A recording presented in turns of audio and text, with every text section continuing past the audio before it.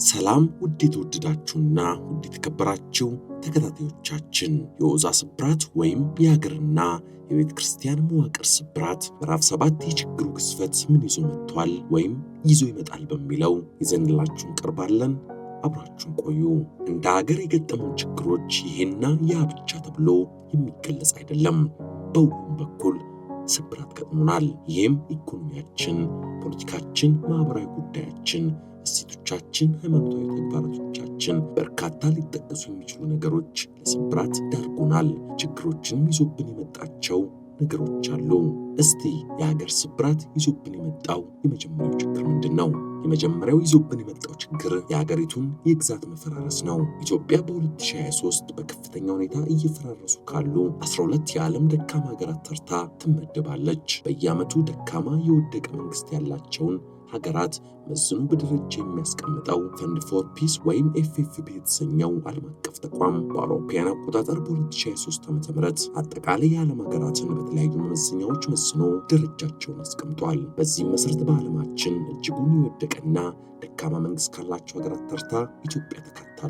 እጅግ በጣም አስከፊ የመፈራረስ አደጋ ውስጥ ከተካተቱ 12ቱ ሀገራት መካከል ወደ 7 የሚጠጉት የአፍሪካ ሀገራት ሲሆኑ ከነዚህም ውስጥ ኢትዮጵያ፣ ደቡብ ሱዳን፣ ሶማሊያ ለምስራቅ አፍሪካ ሀገራቶች ይገኙበታል። ለግዛት መፈራረሶች ዋና ምክንያት ተብለው ከሚጠቀሱ ነገሮች መካከል የአስተዳደር ድክመት፣ የአስተዳደር አቅም ውስንነት፣ ስር የሰደዱ ሰብአዊ ቀውሶች፣ የማያቋርጡ ማህበራዊ ውጥረቶችና ብዙ ጊዜ ሁከት ወይም የትጥቅ ግጭትና የእርስ በርስ ጦርነት ከብዙዎቹ በጥቂቱ የሚገለጹ ናቸው። እስቲ የግዛት መፈራረስ ማለት ምን ማለት ነው? እንደ ፈንድ ፎር ፒስ ወይም እንደ ኤፍኤፍፒ አገላለጽ ደካማ የሆኑና በመፈራረስ ላይ ያሉ ሀገራት በርካታ መገለጫ ባህሪያት ያላቸውና በተለያዩ መንገዶች ሊገለጹ የሚችሉ ቢሆኑም በጣም ከተለመዱት እየፈራረሱ ያሉ ሀገራት መገለጫ ባህሪያት መካከል አንዳንዶቹ የሚከተሉትን ሊያካትቱ ይችላሉ።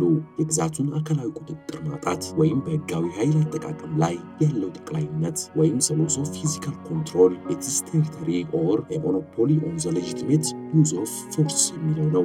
ሌላው የጋራ ውሳኔዎችን ለመወሰን የህጋዊ ስልጣን መሸርሸር፣ መሰረታዊ የህዝብ አገልግሎቶችን ለማቅረብ አለመቻል፣ እንደ የዓለም አቀፉ ማህበረሰብ ሙሉ አባል ከሌሎች ሀገራት ጋር ጤናማና የተሳካ ዲፕሎማሲያዊ ግንኙነት ማድረግ አለመቻል ከብዙ በጥቂቱ የቀረቡ ማሳያዎች መሆናቸው ይገለጻል። ፈንድ ፎር ፒስ ወይም ኤፍኤፍፒ የሀገራቱን ደረጃ ለመለየት በመመዘኛነት ከተጠቀማቸው 12 መለኪያ መስፈርቶች መካከል መጠነ ሰፊ የሙስና ወንጀልና የወንጀል ባህሪ፣ የዜጎችን ሁለንተናዊ ድጋፍ ማጣትና ግብር መሰብሰብ አለመቻል፣ ዜጎች ያለ ፍላጎታቸው በአስገዳጅ የጥቃት ሁኔታ መፈናቀል፣ ከፍተኛ የኢኮኖሚ ውድቀት፣ በቡድን ላይ የተመሰረተ ኢፍትሐዊነት፣ ተቋማዊ ስደት፣ መፈናቀል ወይም መድሎ፣ ከባዕድ የስነ ህዝብ ጫናዎች፣ አእምሯዊ ፍልሰትና በተለያዩ ግዛቶች በተለያዩ ጊዜያት የሚፈጸሙ አሰቃቂና በጭካኔ የተሞሉ ወንጀሎችና ግጭቶች መበራከት የመሳሰሉት ይገኙበታል። በፈንድ ፎር ፒስ ወይም በኤፍኤፍፒ የልየታ ነጥብ መሰረት ከ100 ነጥብ በላይ ያገኙና እጅግ በጣም ከፍተኛ በሚባል ደረጃ የተቀመጡት 12 ሀገራት ሶማሊያ፣ የመን፣ ደቡብ ሱዳን፣ ዲሞክራቲክ ሪፐብሊክ ኦፍ ኮንጎ፣ ሶሪያ፣ አፍጋኒስታን፣ ሱዳን፣ ማዕከላዊ አፍሪካ፣ ቻድ፣ ሃይቲ፣ ኢትዮጵያና ማይናማር ናቸው። አንዳንድ ሀገራት ወይም ክልሎች ውድቀት ውስጥ መሆናቸውን የሚጠቁሙ አንዳንድ የተለመዱ ምልክቶች አሉ። እነዚህ ምልክቶች የሚከተሉትን ሊያካትቱ ይችላሉ። የማዕከላዊ መንግስት በሪፐብሊክ ውስጥ ቁጥጥር ማጣት የመጀመሪያው ማሳያ ነው። የአንድ ሀገር ማዕከላዊ መንግስት በግዛቱ ላይ ቁጥጥር ሲያጣ ወይም በብሔረሰብ ውስጥ ያሉ የተለያዩ ክልሎች ሲያመፁና በማዕከላዊ መንግስት መተዳደር የማይችሉ ሲሆኑ ይህ ከፍተኛ ውድቀትን ያሳያል። ስለዚህ የግዛት አንድነት ማጣት አንዱ የውድቀት ማሳያ ነው። ህግና ስርዓትን ማስከበር አለመቻል ሌላው ማሳያ ነው። የእርስ በርስ ጦርነት፣ ሙስና፣ የጎላ ግጭቶች ወይም ሽብርተኝነት ያሉ ሁከቶች በተደጋጋሚ ከተከሰቱና መንግስት ህግና ስርዓት እንዲሁም የህዝብ ደህንነትን ማስከበር ካልቻለ ይህ የሀገር ውድቀት ሁኔታን ሊያመለክት ይችላል። ሰዎች በስጋት ሲሰደዱ፣ ሲገደሉ፣ ሰብአዊና ዲሞክራሲያዊ መብቶቻቸው ሲደፈጠጡ፣ በመንግስት የጸጥታ መዋቅር ማስቆም አለመቻል ወይም አለመፈለግ፣ የዲፕሎማሲያዊ ውድቀት፣ ዓለም አቀፋዊ መገለጥና ጥገኝነት የሀገር ውድቀት ማሳያዎች ናቸው። አንድ ሀገር ከዲፕሎማሲያዊ ትብብር ከተገለለ፣ የዓለም አቀፍ ማህበረሰብ የኢኮኖሚ ማዕቀብ ካሽመደመደው ወይም በውጭ እርዳታ ላይ ከፍተኛ ጥገኛ ከሆነ ይህ የጠንካራ ግንኙነት ችግርና ራስን አለመቻልን ያሳያል። ታዲያ በዚህ መረዳት የምንችለው እንደዚህ ያሉ ሀገራት እየወደቁ እንዳለ ነው። ሌላው ደግሞ መንግስት የቅቡልነት ችግር ሲያጋጥመው የአመራሮች መከፋፈል፣ የስደተኞች የተፈናቃዮች መብዛት፣ የህዝቡ በጽንፈኝነት አስተሳሰብ መከፋፈል፣ የአምራቹ ሰው ሀብት ስደት፣ ያልተመጣጠነ የኢኮኖሚ ስርጭት ችግር፣ ማህበራዊ አገልግሎት ማቅረብ አለመቻልና የሙስና ችግር፣ የህግ የበላይነትን ማረጋገጥ አለመቻል፣ የፍትህ ተቋማት የሞራል ዝቅጠትና የውጭ ሀገራት ጣልቃ ገብነት እንዲሁም ዳር ድንበርን ከወራሪ ማስከበር አለመቻል እንደ ሀገራዊ ውድቀት ማሳያ ሊታይ ይችላል። ኢትዮጵያ ኦርቶዶክሳውያን እየተሰደዱ የሚኖሩባት ሀገር ሆናለች። ለዚህም ማሳያ እንዲሆን ጥር 14 ቀን 2015 ዓ.ም በሳዊሮስ በኤዎስጣቴዎስና በዜና ማርቆስ በተፈጸመው አመፅ የወለደው የቀኖናዊ ስመት ምክንያት በኦርቶዶክሳውያን ላይ ብዙ ሞት፣ ብዙ ስደት፣ ብዙ መፈናቀል፣ ብዙ እስርን አድርሷል። ግፉ ዛሬም ድረስ ቀጥሏል። በሻሸመኔ ብቻ ከ50 በላይ የሚሆኑ ምዕመናንና ካህናት በአሰቃቂ ሁኔታ ተገድለዋል። ከ105 በላይ የሚሆኑት ደግሞ በጥይት ተመተው ቆስለዋል። ከ400 በላይ የሚሆኑት ታስረዋል። ቁጥራቸው የማይታወቁ ደግሞ ተሰደዋል። ቁጥራቸውን ለማወቅ የሚያዳግቱ ደካሞች በመሳቀቅ ከእምነታቸው አፈግፍገዋል። በአጠቃላይ አሳዛኝና ዘግናኝ የሚባለው ግፍ ሁሉ ተፈጽሟል። ሌላው ማሳያ ደብረ ኤልያስ ገዳም ከ570 በላይ ካህናት ተገድለዋል። ይህንን የዓይን ምንጭ ጠቅሶ የዘገበው የጀርመን ድምፅ ነው። እንደ ሀገር እንዲህ ያለው ክስተት ሲፈጸም በየትኛውም ሚዲያ ለመዘገቡ ነገሮችን በደንብ እንድናጤነው የሚያደርገን ነው። የዚህ መረጃ በመንግስት ዜና ግን በጎጃም ደብረ ኤልያስ ሥላሴ ገዳም መንግስትን በጥቅል ትግል ለመጣል ሲንቀሳቀሱ በነበሩ እስክንድር ነጋና ግብረ አበሮቹ ላይ በተወሰደ እርምጃ ክልሉን የማተራመስ ሴራዎች መክሸፉን የጸጥታና ደህንነት የጋራ ግብረ ኃይል አስታወቀ በሚል ነው የተነገረው። በወጣው መረጃ ግን በርካታ መነኮሳት ናቸው የተገደሉት።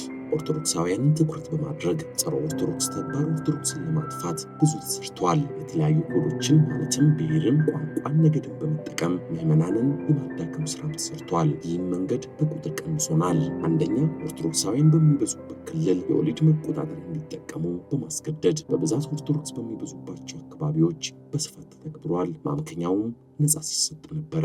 ሁለተኛው ጦርነት ነው። በሀገራችን የተካሄደውና የሚካሄደው ጦርነት ዓላማው ኦርቶዶክስን ማጥፋት ነው። ህወሓት የተጣላው ከሁሉም ጋር ሆኖ ሳለ ነገር ግን ሁለቱ ኦርቶዶክስ የሚበዛባቸውን ክልሎች ለማፋጀት የተሰራው ሴራ ማሳያ ነው። አሁንም ጦርነት በሚካሄድበት አካባቢ የአማራ ክልል ኦርቶዶክሳውያን የአምልኮ ስርዓታቸው በአግባቡና በስርዓቱ እንዳይፈጽሙ ከማድረግ በላይ ብዙዎቹ ተስፋ እንዲቆርጡ መሆናቸው አንዱ ማሳያ ነው። ሌላው በብሔር ስም መምጣት። ኦርቶዶክስ አማራ በሚል የታርጋ ኮድ ማፈናቀል፣ ገንዘቡን መዝረፍና መግደል የተለመደ ተግባር ሆኗል። አንዳንድ ምሁራን የተባሉት ደግሞ እያጠመቁ አማራ ያደርጉታል የሚለው ንግግር እንደ ማስረጃ የሚቀርብ ነው። ሌላው የምናነሳው ጉዳይ ደግሞ ስደት ነው። አማራ በሚል ኮድ ኦርቶዶክሶችን ከየክልሉ ካፈናቀለና ካሳደደ እንዲሁም ከትምህርት ውጤት ጨቁኖ ስራ አጥ በማለት ተስፋ ካስቆረጠ በኋላ ወደ አረብ ሀገራት ለመላክ ይመለምላል። የዘመኑ የፖለቲካ ስርዓት እንደ ምቹ ሁኔታ ፈጥሮላቸው ከክርስቲያን የጸዳች ኦሮሚያ መፍጠር በሚል እንቅስቃሴ ደግሞ በስፋት እየተሰራ ይገኛል። ለዚህም ይህንን ስራ የሚፈጽሙ አካላት የክርስቲያንና የውሻን ድምፅ መስማት አልፈልግም፣ በመሐመድ ዘመን መስጊድ የአምልኮ ስፍራ ብቻ ሳይሆን የጦር መሳሪያ ማከማቻና የወታደራዊ እቅድ መውጫ ነበረ። ከእርሱ ሞት በኋላም የተነሱ ከሊፋዎችም ቢሆኑ መስጊድን ለተመሳሳይ ዓላማ ይጠቀሙበት ነበር። ኢስላም ብዕርም ሰይፍም ነው። ማርቆስ የገብርኤል ሙስሊም የነበረ ግብፃዊ ክርስቲያን የተናገረው ነው። በተመሳሳይ ዋቄፈና አዳራሾችም የፖለቲካ እቅድ ማስፈጸሚያዎች ናቸው።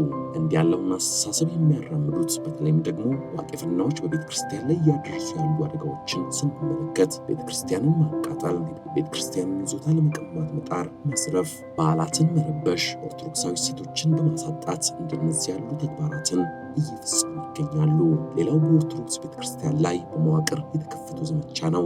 ቤተ ክርስቲያን ከገጠሟት ችግሮች መካከል አንዱ መዋቅራዊ የሆነ ጥቃት እንዲፈጸምባት መደረጉ ይገኛል። መዋቅር ተኮር ጥቃት ወይም ዘመቻ ከመጣንባቸው ጊዜያት በበለጠ ከቅርብ ጊዜ ወዲህ በከፍተኛ ሁኔታ እየተባባሰ ይገኛል። ኦርቶዶክሳውያን ላይ መዋቅርን የተከተለ የማሳደድ፣ የማፈናቀል፣ ከስልጣን የመግፋትና የማጽዳት ተግባር እየተፈጸሙ እንዳለ የምናውቀው እስካሁን ክስተቶቹን በደንብ ስንፈትሻቸው ነው። በተለያዩ አካባቢዎች በኦርቶዶክሳውያን ላይ ብቻ አነጣጥረው የሚፈጸሙ ሃይማኖትን መሰረት ያደረጉ ጥቃቶች ተደርገዋል።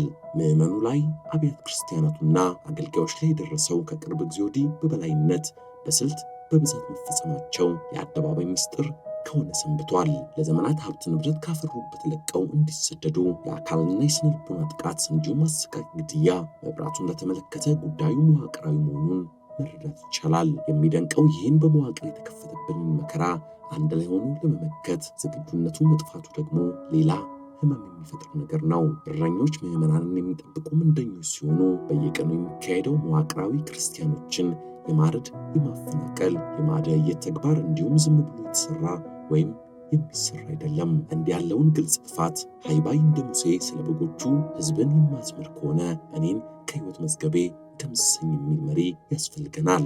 ሌላው ቤተክርስቲያናችን የተሰደደች የምትገኘው በአድርባይ አገልጋዮች ነው። አድርባይ ወይም አድርባይነት ለጊዜያዊ ጥቅም በሚል እውነትን በሐሰት ሰማያዊውን በምድራዊ ነገር በመቀየር ለአንድ ጊዜያዊ ነገር በማደር የሚፈጸም ነገርን አድርባይነት ያሰኘዋል። ዛሬ ለቤተ ክርስቲያን ስደትና መከራ በውስጧ ተሰግስገው የሚገኙ ከአድርባይ ሰዎች የተነሳ እንደሆነ የምናየው እንዲሁም የምንሰማው ነገር በግልጽ የሚያስረዳን ነው። አድርባይነት ሲባል አስመሳይ፣ ፊትን አይቶ አልቃሽ፣ ፍቅረ ሲመት ወይም ለሹመት መሳሳት፣ ሕያው ሞት ወይም ሕይወት አልባ ቤተ ክርስቲያንነት፣ ዓለማዊነት ወይም አውናዊ ብቻ መሆን፣ ተላላኪነት ወይም የሰው ማደሪያ፣ ዝንጉነት ወይም አውሎ የማሳደር፣ ሕገ እግዚአብሔርን የዘነጋ መሆንና የመሳሰሉት ሁሉ ለአድርባይነት ያደርሳሉ። አድርባይነት የፈሪዎችና የጥቅም ፈላጊዎች እንዲሁም የሐሰተኛ ሰዎች ምርኩዝ ነው። በአድርባይነት የሚኖሩ ሰዎች እውነትን አይናገሩም። በአንጻሩ ደግሞ እውነተኞች አድርባዮች አይደሉም። አንተ የምትናገረው ነገር እውነትም ይሁን ሐሰት እያደመጠ ሁሉም ነገር አው ካለ ያ ሰው አድርባይ ነው። ከአንተ ፊት የሚናገራቸው ነገሮች ካሉ ለአንተ ይበጃሉ የተባሉትን ብቻ ነው። እሱ ያመነበትን አንተ ብትሽርበት ለአንተ ንግግሮች ተገዥ ይሆናል። ምክንያቱም የአድርባይ ተግባር እንዲህ ያለው ስብዕና ነው። አድርባይ ከሁሉም ጋር ሊያግባቡ የሚችለውን መንገድ ሲፈልግ የሚፈልጋቸው መንገዶች በሁሉም እውነትነት የላቸውም።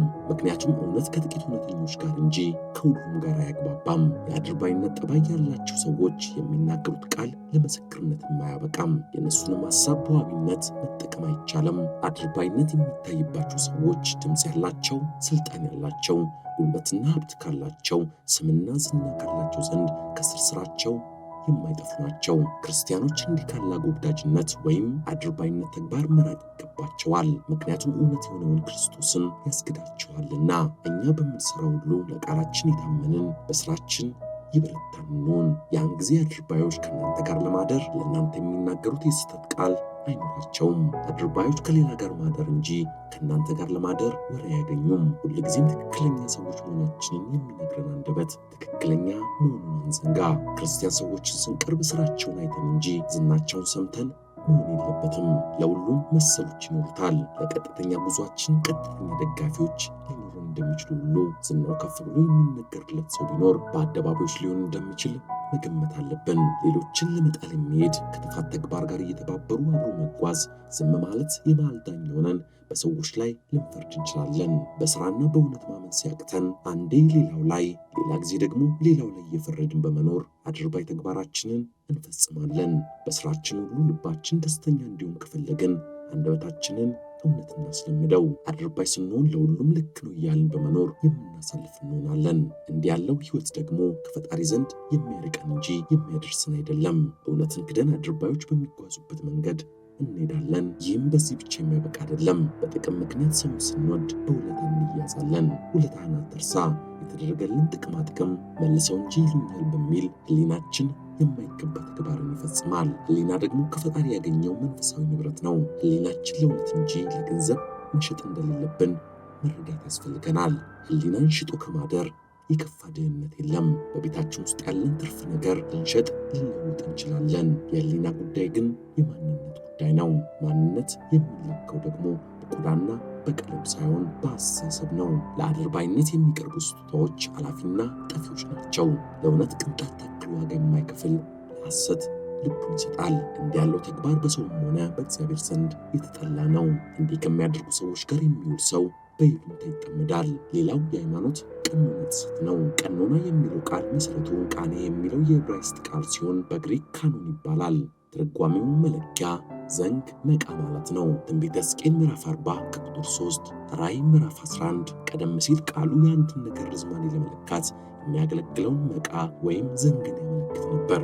በኋላ ግን በቤተ ክርስቲያን ውስጥ በሁሉም ዘንድ ተቀባይነት ያላቸው መንፈሳዊ ውሳኔዎች ወይም ድንጋጌዎችን ያመለክት ጀመር። የሃይማኖት ቀኖና ሲባል በኦርቶዶክሳዊ ሃይማኖት ውስጥ ተሰፍረው ተቆጥረው የተቀመጡ ነገሮችን በመጣስ የሚደረግ ተግባር ነው። ቤተ ክርስቲያናችን ከገጠማት ችግሮች መካከልም የሃይማኖት ቀኖና ጥሰትና አስተምሯዊ ቅሰታ የሚጠቀስ ነው። ቤተ ክርስቲያን የተመሰረተችው ወልድ ዋሕድ በሚለው መሰረተ እምነትና ነቢያት ሐዋርያት ስለ ወልድ ዋሕድ መሰረተ እምነት ባስተማሩት ትምህርት ላይ ነው። እነዚህን የመሰረተ እምነት ትምህርቶች ከምዕመናን ልቦና የማራቅና ከቤተ ክርስቲያኑ አውደ ምሕረት የማስወገድ ስራ በከፍተኛ ሁኔታ የእርሷንን በሚሉ በተግባራቸው ግን እሷ ባልሆኑ እየተሰራ ይገኛል። በዚህ ብቻ ሳያበቃ ለዘመናት የነበራትን የሃይማኖት ቀኖና ጥሰት በመፈጸም ቤተ ክርስቲያኒቱን በዘር በመክፈል የክልል ቤተ ክህነት እስከ መመስረት የተደረሰው። ከዚህም የተነሳ የቤተ ክርስቲያኒቱ ዋነኛ ተልዕኮ የሆኑትን ማጥመቅ፣ ማጽናትና መከታተል እየታወቀ ይህን ተልዕኮ ማሳካት እንዳይቻል የቤተ ክርስቲያኒቷን አስተዳደር እንዲከፈል ማድረግ፣ እንዲፈረካከስና ለሌሎች ዓላማ መፈጸሚያ እንዲውል እየተደረገ ነው። ስለ ቀኖና ሲነሳ እንዴት በቀኖና መኖር ይቻላል? ለዚህም አርምሞ፣ ትዕግስት፣ በጸሎት ትህትና፣ ፍቅር፣ ዕውቀት፣ የዋሃት አበው ወንድሞች በቀኖና ይኑሩ ብለዋል። አዎም ቀኖና ምንድነው ሲሉ ጠየቁ።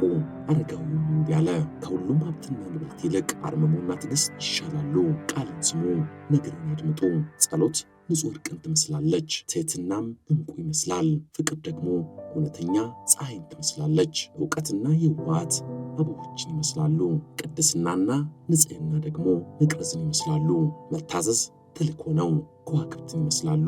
መምህራን እረኞችን ይመስላሉ። ደጋግ መናንያንም ብርሃን ጌታችን መድኃኒታችን ኢየሱስ ክርስቶስን ይመስላሉ። የክርስቶስን ሥራ ለማጽናት እንደ ገበሬ ሆናችሁ የተሰበሰባችሁ የተወደዳችሁ ወንድሞች ሆይ ቁርጥ ሕሊና ሆናችሁ ስሙኝ፣ በማስተዋል አድምጡኝ። ረባዳ መሬት ውሃን ትሰበስባለች፣ ሁልጊዜም ትለመልማለች። ትሑት ሰው መንፈስ ቅዱስ ያድርበታል፣ በአካሄዱ ሁሉ ፈጽሞ የታመነ ይሆናል። ሰነፍ ሰው ጨካኝ አውሬን ይመስላል። ልጄ ሆይ ለሰነፍ የሚረባ የሚጠቅም ነገርን አትንገረው።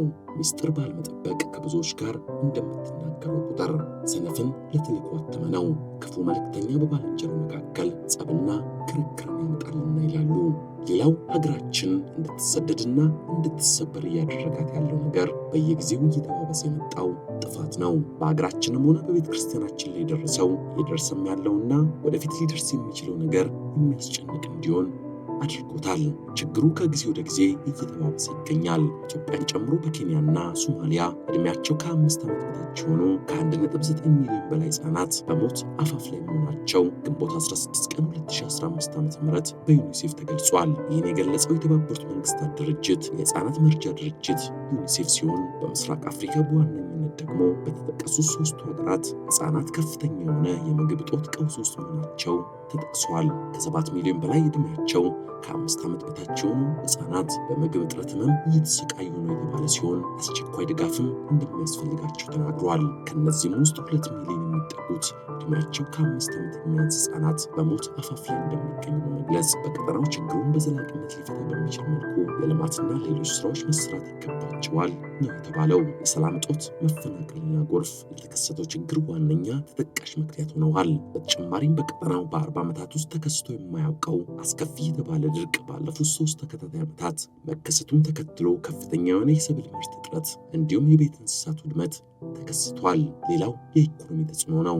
እንደ ሀገር ኢኮኖሚያዊ ስብራት ገጥሞናል። የኢኮኖሚ ውድቀት ሌላኛው ማሳያችን ነው። የአንድ ሀገር ኢኮኖሚ ለሕዝብ መረጋጋትና ለደህንነት ወሳኝ ሚናውን ይጫወታል። በአንድ ሀገር በክልል ወይም በሆነ አካባቢ ከፍተኛ የስራ አጥነት፣ ከፍተኛ የዋጋ ንረት ወይም የድህነት መስፋፋትን ጭምር ሌሎችም ከፍተኛ ኢኮኖሚ ውድቀቶች ካጋጠሙ የሀገር ውድቀት ምልክቶች ናቸው። በሀገሪቱ ያለውን ክስተት አስመልክቶ በአውሮፓውያኑ በ2020 የውስጥ መፈናቀል ኢኮኖሚያዊ ተጽዕኖ ከሀገሪቱ አጠቃላይ ምርት 100 ያህል እንደነበር ተገልጿል። ከአጠቃላይ ሀገሪቱ አኳያ ይህ ብዙ እንደሆነ ልብ ማለት ያስፈልጋል የሚሉት ክሪስቴል ካዛባት ይህ ገንዘብ ለማህበራዊ ኢኮኖሚያዊ ልማት ወይም ወደፊት መፈናቀል እንዳይከሰት ለመከላከል የሚያስችሉ እርምጃዎችን ገቢራዊ ለማድረግ ሊውል ይችል የነበረ ነው ሲሉ ተናግረዋል። ኦርቶዶክሳውያን ከገጠማቸው ስብራት መካከል የኢኮኖሚ ተጽዕኖ ውስጥ እንዲገቡ እያደረጋቸው ይገኛል። ከኢንቨስትመንት ይልቅ ሸማችነት፣ ከቀጣሪነት ወደ ተቀጣሪነት እንድንሄድ እያደረግን ነው። የችግሩ ግዝፈት ኢኮኖሚውን በሌሎች ቤተ እምነት በመቆጣጠር በእነርሱ ቁጥጥር እንድንሆን እያደረገን ይገኛል። የኢትዮጵያ ኦርቶዶክስ ተዋሕዶ ቤተክርስቲያን ምዕመናን በአገሪቱ ውስጥ ካላቸው የሕዝብ ቁጥር ብዛት አንጻር የአምራችነት ከአቅራቢነት ከተጠቃሚነት አንጻር ሲታይ አብዛኛውን ጊዜ በአምራችነትና በተጠቃሚነት ላይ ትኩረት ያደረገ አይደለም። በአምራችነት በተጠቃሚነት መካከል በሀገር ውስጥም ሆነ ከሀገር ውጭ ያለውን የአቅራቢነት ሚና የሚጫወቱት የሌሎች ቤተ እምነት አማኞች መሆናቸው ጎልቶ ይታያል። ከዚህም የተነሳ የኦርቶዶክሳውያን የአኗኗር ዘይቤ ሸማችና በቅጥር ላይ የተመሰረተ ሆኖ እናገኘዋለን። ሌላው በሀገራችን የሕግ በላይነት እየጠፋ ይገኛል። የሕግ በላይነት ሲባል ሕግ በአንድ ሀገር ውስጥ ከሁሉም የበላይ ነው። ይህም ማለት ከመንግስት ባለስልጣናት እስከ ማንኛውም ዜጋ ለሕግ ተገዢ ናቸው። የመንግስት ስልጣን ዋስትናን የሚያረጋግጠው የሚተላለፈውና የሚገደበውም በሕግ ነው። ሕግ ሰዎች በሚኖሩባቸው ማህበረሰብ ውስጥ የሚያሳያቸውን ባህሪያት ለመቆጣጠር የሚረዱ የመመሪያ ስብስቦች ናቸው። ይህ የመመሪያ ስብስብ ሰዎች ምን ማድረግ እንዳለባቸውና ምን ማድረግ እንደሌለባቸው እንዲሁም የአንድ ሀገር ዜጎች በመንግስት ምን አይነት ጥበቃ ሊደረግላቸው እንደሚገባ ያመለክታል። የሕግ በላይነት ማለት ደንገው ላጸደቁት ሕግ መገዛትና መታዘዝ፣ ይህን ካልፈጸሙ በሕግ የበላይነት ስር ሆኖ ሕጉ በሚያዘው መሰረት ተገቢውን ቅጣትና የሕጉን ተፈጻሚነት መቀበል ማለት ነው። ሕግን በሕዝቦች መካከል የሚያሰፍነው የሕግ የበላይነት መኖር ነው። የሕግ የበላይነት ማለት ሁሉም ሰው ለሕግ ተገዥ ሲሆን ሕጉ ለሁሉም በስራ ላይ ሲውል ሕግ የበላይነት ይኖራታል። ይህን ነው የሕግ የበላይነት ያሰኛት። የሕግ የበላይነት በሌለበት ዓለም ፍትህ ቦታዋን ታጣለች። በምድራችን ላይ ያለ ታሪክ የሚያስረዳን የሕግ የበላይነት ሲጠፋ ፍትህ ይጓደላል። ነቢዩ ኢሳያስ መበለቶችም ቅሚያዎች እንዲሆኑ ድሃ አደጎችንም በዝባዦች እንዲያደርጉ የድሃውን ፍርድ ያጣምሙ ዘንድ የችግረኛውን ሕዝብ ፍርዱን ያጓድሉ ዘንድ የግፍን ትእዛዝ ለሚያሱ ክፉን ጽሕፈት ለሚጽፉ ወዮላቸው። ኢሳያስ ምዕራፍ 10 ከቁጥር 1 እስከ 2 ተብሎ እንደተጻፈው የሕግ የበላይነት የሚባለው በዚህ ዘመን መተላለፍ እየገጠመው ነው። በሕግ የበላይነት ስም የተጠራ ሰዎች የራሳቸውን አመለካከት ይጭናሉ፣ የስህተት ፍርድንም ይፈርዳሉ። ከሕግ የበታችነት የተነሳ የፍትህ የበታችነት እንዳይነግስ አጥብቀን ማስተማር መስራት ይኖርብናል። ነቢዩ ፍርድም ወደ ኋላ ተመልሷል፣ ጽድቅም በሩቅ ቆሟል፣ እውነትም በአደባባይ ላይ ወድቋልና ቅንነትም ሊገባ አልቻለምና እውነትም ታጥቷል፣ ከክፋት የራቀ ሰው ለብዝበዛ ሆኗል። ኢሳይያስ ምዕራፍ 59 ከቁጥር 14 ላይ እንዲል ትክክለኛ የሕግ በላይነት በሌለበት ፍትህ አይሰፍንም። የሕግ በላይነት ሁሉም ሰዎች መንግስትና የመንግስት አካላትን ጨምሮ ለሕግ መገዛት ማለት ነው። ይህም ሁሉም ሰዎች ከሕግ በታች መሆናቸውን ያመለክታል። ይህ ጽንሰ ሐሳብ በሰው ልጅ የመንግስት ስርዓት ውስጥ ዘግይቶ የመጣ ነው። ለመምጣቱ ምክንያት የሆነው መንግስትና ባለስልጣናቱ ለሕግ ተገዢ ባለመሆናቸው ምክንያት በሚገዙት ህዝብ ላይ የሚያሳድሩት ጭቆናና ሰብአዊ ጥሰት ከልክ ማለፉን ተከትሎና ተገዢ ህዝቡ ደግሞ መብቶቹ እንዲከበሩለት መጠየቁን ተከትሎ ነው። ይህም ተጠያቂነትና ወይም አካውንታብሊቲና ትራንስፓረንሲ ከሚባሉት የዲሞክራሲያዊ መሪዎች ጋር ተያይዞ እያደገ መሄዱን እንረዳለን። የሕግ በላይነት ሊገለጽ የሚችለው በእነዚህ ጽንሰ ሐሳቦች ነው። ግልጸኝነትና ተጠያቂነት በሌለበት ሁኔታ ስለ ሕግ የበላይነት ማውራት አይቻልም። ለዚህም የሕግ የበላይነት ምንጮች አሉት። እነዚህም ሕገ መንግሥት፣ የሀገር ሕጎችና ዓለም አቀፍ ሕጎች ናቸው። በአንድ ሀገር የሕግ የበላይነት ስለመኖሩ ሀገሪቱ ሕገ መንግሥት ያላትና በሕገ መንግሥቱ ስለ ሕግ የበላይነት ስለመደንገጉ ማየትና መመርመር ይጠቅማል ማለት ነው። ከዚህ ሌላ በሌሎች የሀገራት ሕጎች ውስጥ መንግስትና ባለስልጣናት ለሕግ መገዛት እንዳለባቸው ስለመደንገጉ ማየት ጠቃሚ ይሆናል። ኢትዮጵያ የሕግ የበላይነትን በማረጋገጥ ከዓለም 142 ሀገራት 13ቱን ብቻ በመቅደም 129ኛ ደረጃ ላይ ተቀምጣለች። ጥቅምት 16 ቀን 2016 ዓ.ም አዲስ ማለዳ እንደዘገበው የሕግ የበላይነትን በማረጋገጥ ከዓለም 142 ሀገራት ወርልድ ጀስቲስ ፕሮጀክት በዚህ ዓመት ኢትዮጵያ ከዓለም 142 ሀገራት ውስጥ 129ኛ ደረጃ መያዟን አስታውቋል። የሰብአዊ መብት አጠባበቅ፣ ፍትህን የማግኘት ነፃነት፣ ሙስናና ጠቅላይ አምባገነንነትን በዓለም ዙሪያ ፈትሾ ዓመታዊ ልኬትን የያዘ ሪፖርት የሚያወጣው ወርልድ ጀስቲስ ፕሮጀክት በዚህ ዓመት ኢትዮጵያ ከዓለም 142 ሀገራት ውስጥ 129ኛ ደረጃ መያዟን አስታውቋል። የዚህ ሪፖርት ውጤት እንደሚያሳየው የሕግ የበላይነት በሀገሪቱ እንደሌለ ማሳያ እንደሆነ፣ መሬት ላይ ደግሞ ከዚህ የከፋ ተግባር እንደሚፈጸም በርካታ ነገሮችን ማቅረብ ይቻላል። የሀገራችንን ስብራት ይዞብን ከመጣው ነገር መካከል አንዱ ዲሞክራሲ እንዳይሰፍን ማድረግ ነው። በዲሞክራሲ ጽንሰ ሐሳብ አንድ መንግስት የሚመራውን ህዝብ መብትና ግዴታ በማሳወቅ ህዝቡ መብቱን በሚገባው እንዲጠቀምና ግዴታውን በአግባቡ እንዲጠብቅ ማድረግ ይጠበቅበታል። ይህ የሚሆነው ደግሞ የፍትህ ስርዓቱን በአግባቡ ማስተናገድ ሲቻል ነው። ዲሞክራሲን ማስፈን የአንድ መሪ የመጀመሪያው ተግባሩ ነው። ጸሐፊ ዳዊት ደስታ ኦርቶዶክሳውያን በፖለቲካ ውስጥ መሳተፍ አለባቸው፣ ምክንያቱም በሀገሪቱ ላይ ዲሞክራሲ እንዲሰፍን መስራት ስለሚችሉ የሚል ሀሳቡን ያቀርባል። ለዚህም በፖለቲካ ውስጥ ኦርቶዶክሳውያን ሲሳተፉ እውነተኛ ዲሞክራሲ እንዲሰፍን ያደርጋሉ ተብሎ ይታመናል። መንግስት ዲሞክራሲያዊ በሆነ መጠን የዜጎች ሰብአዊ መብት የማክበራቸው ነገርም የተሻለ የሚሆን ሲሆን የመንግስት አስተዳደር ዲሞክራሲያዊ ባልሆነ ቁጥር የሰብአዊ መብት ጥሰቱ በዛው ልክ እየባሰ ይመጣል ብሏል። ዲሞክራሲ ሲባል ለእኛ ለኦርቶዶክሶች ሌሎች እንደማያስቡት በነፃነት ስም ልቅነት፣ በመብት ስም ኢቀኖናዊነት አናበረታታም። ሰው ነፃ ፈቃድ ያለው እግዚአብሔር አምሳል ሲሆን በቅድስና የሚገለጽ ሕይወት ክብረ ነፍስን ማዕከል አድርጎ ፍትህና የሰው ልጆችን ደህንነት የሚከታተል ነው።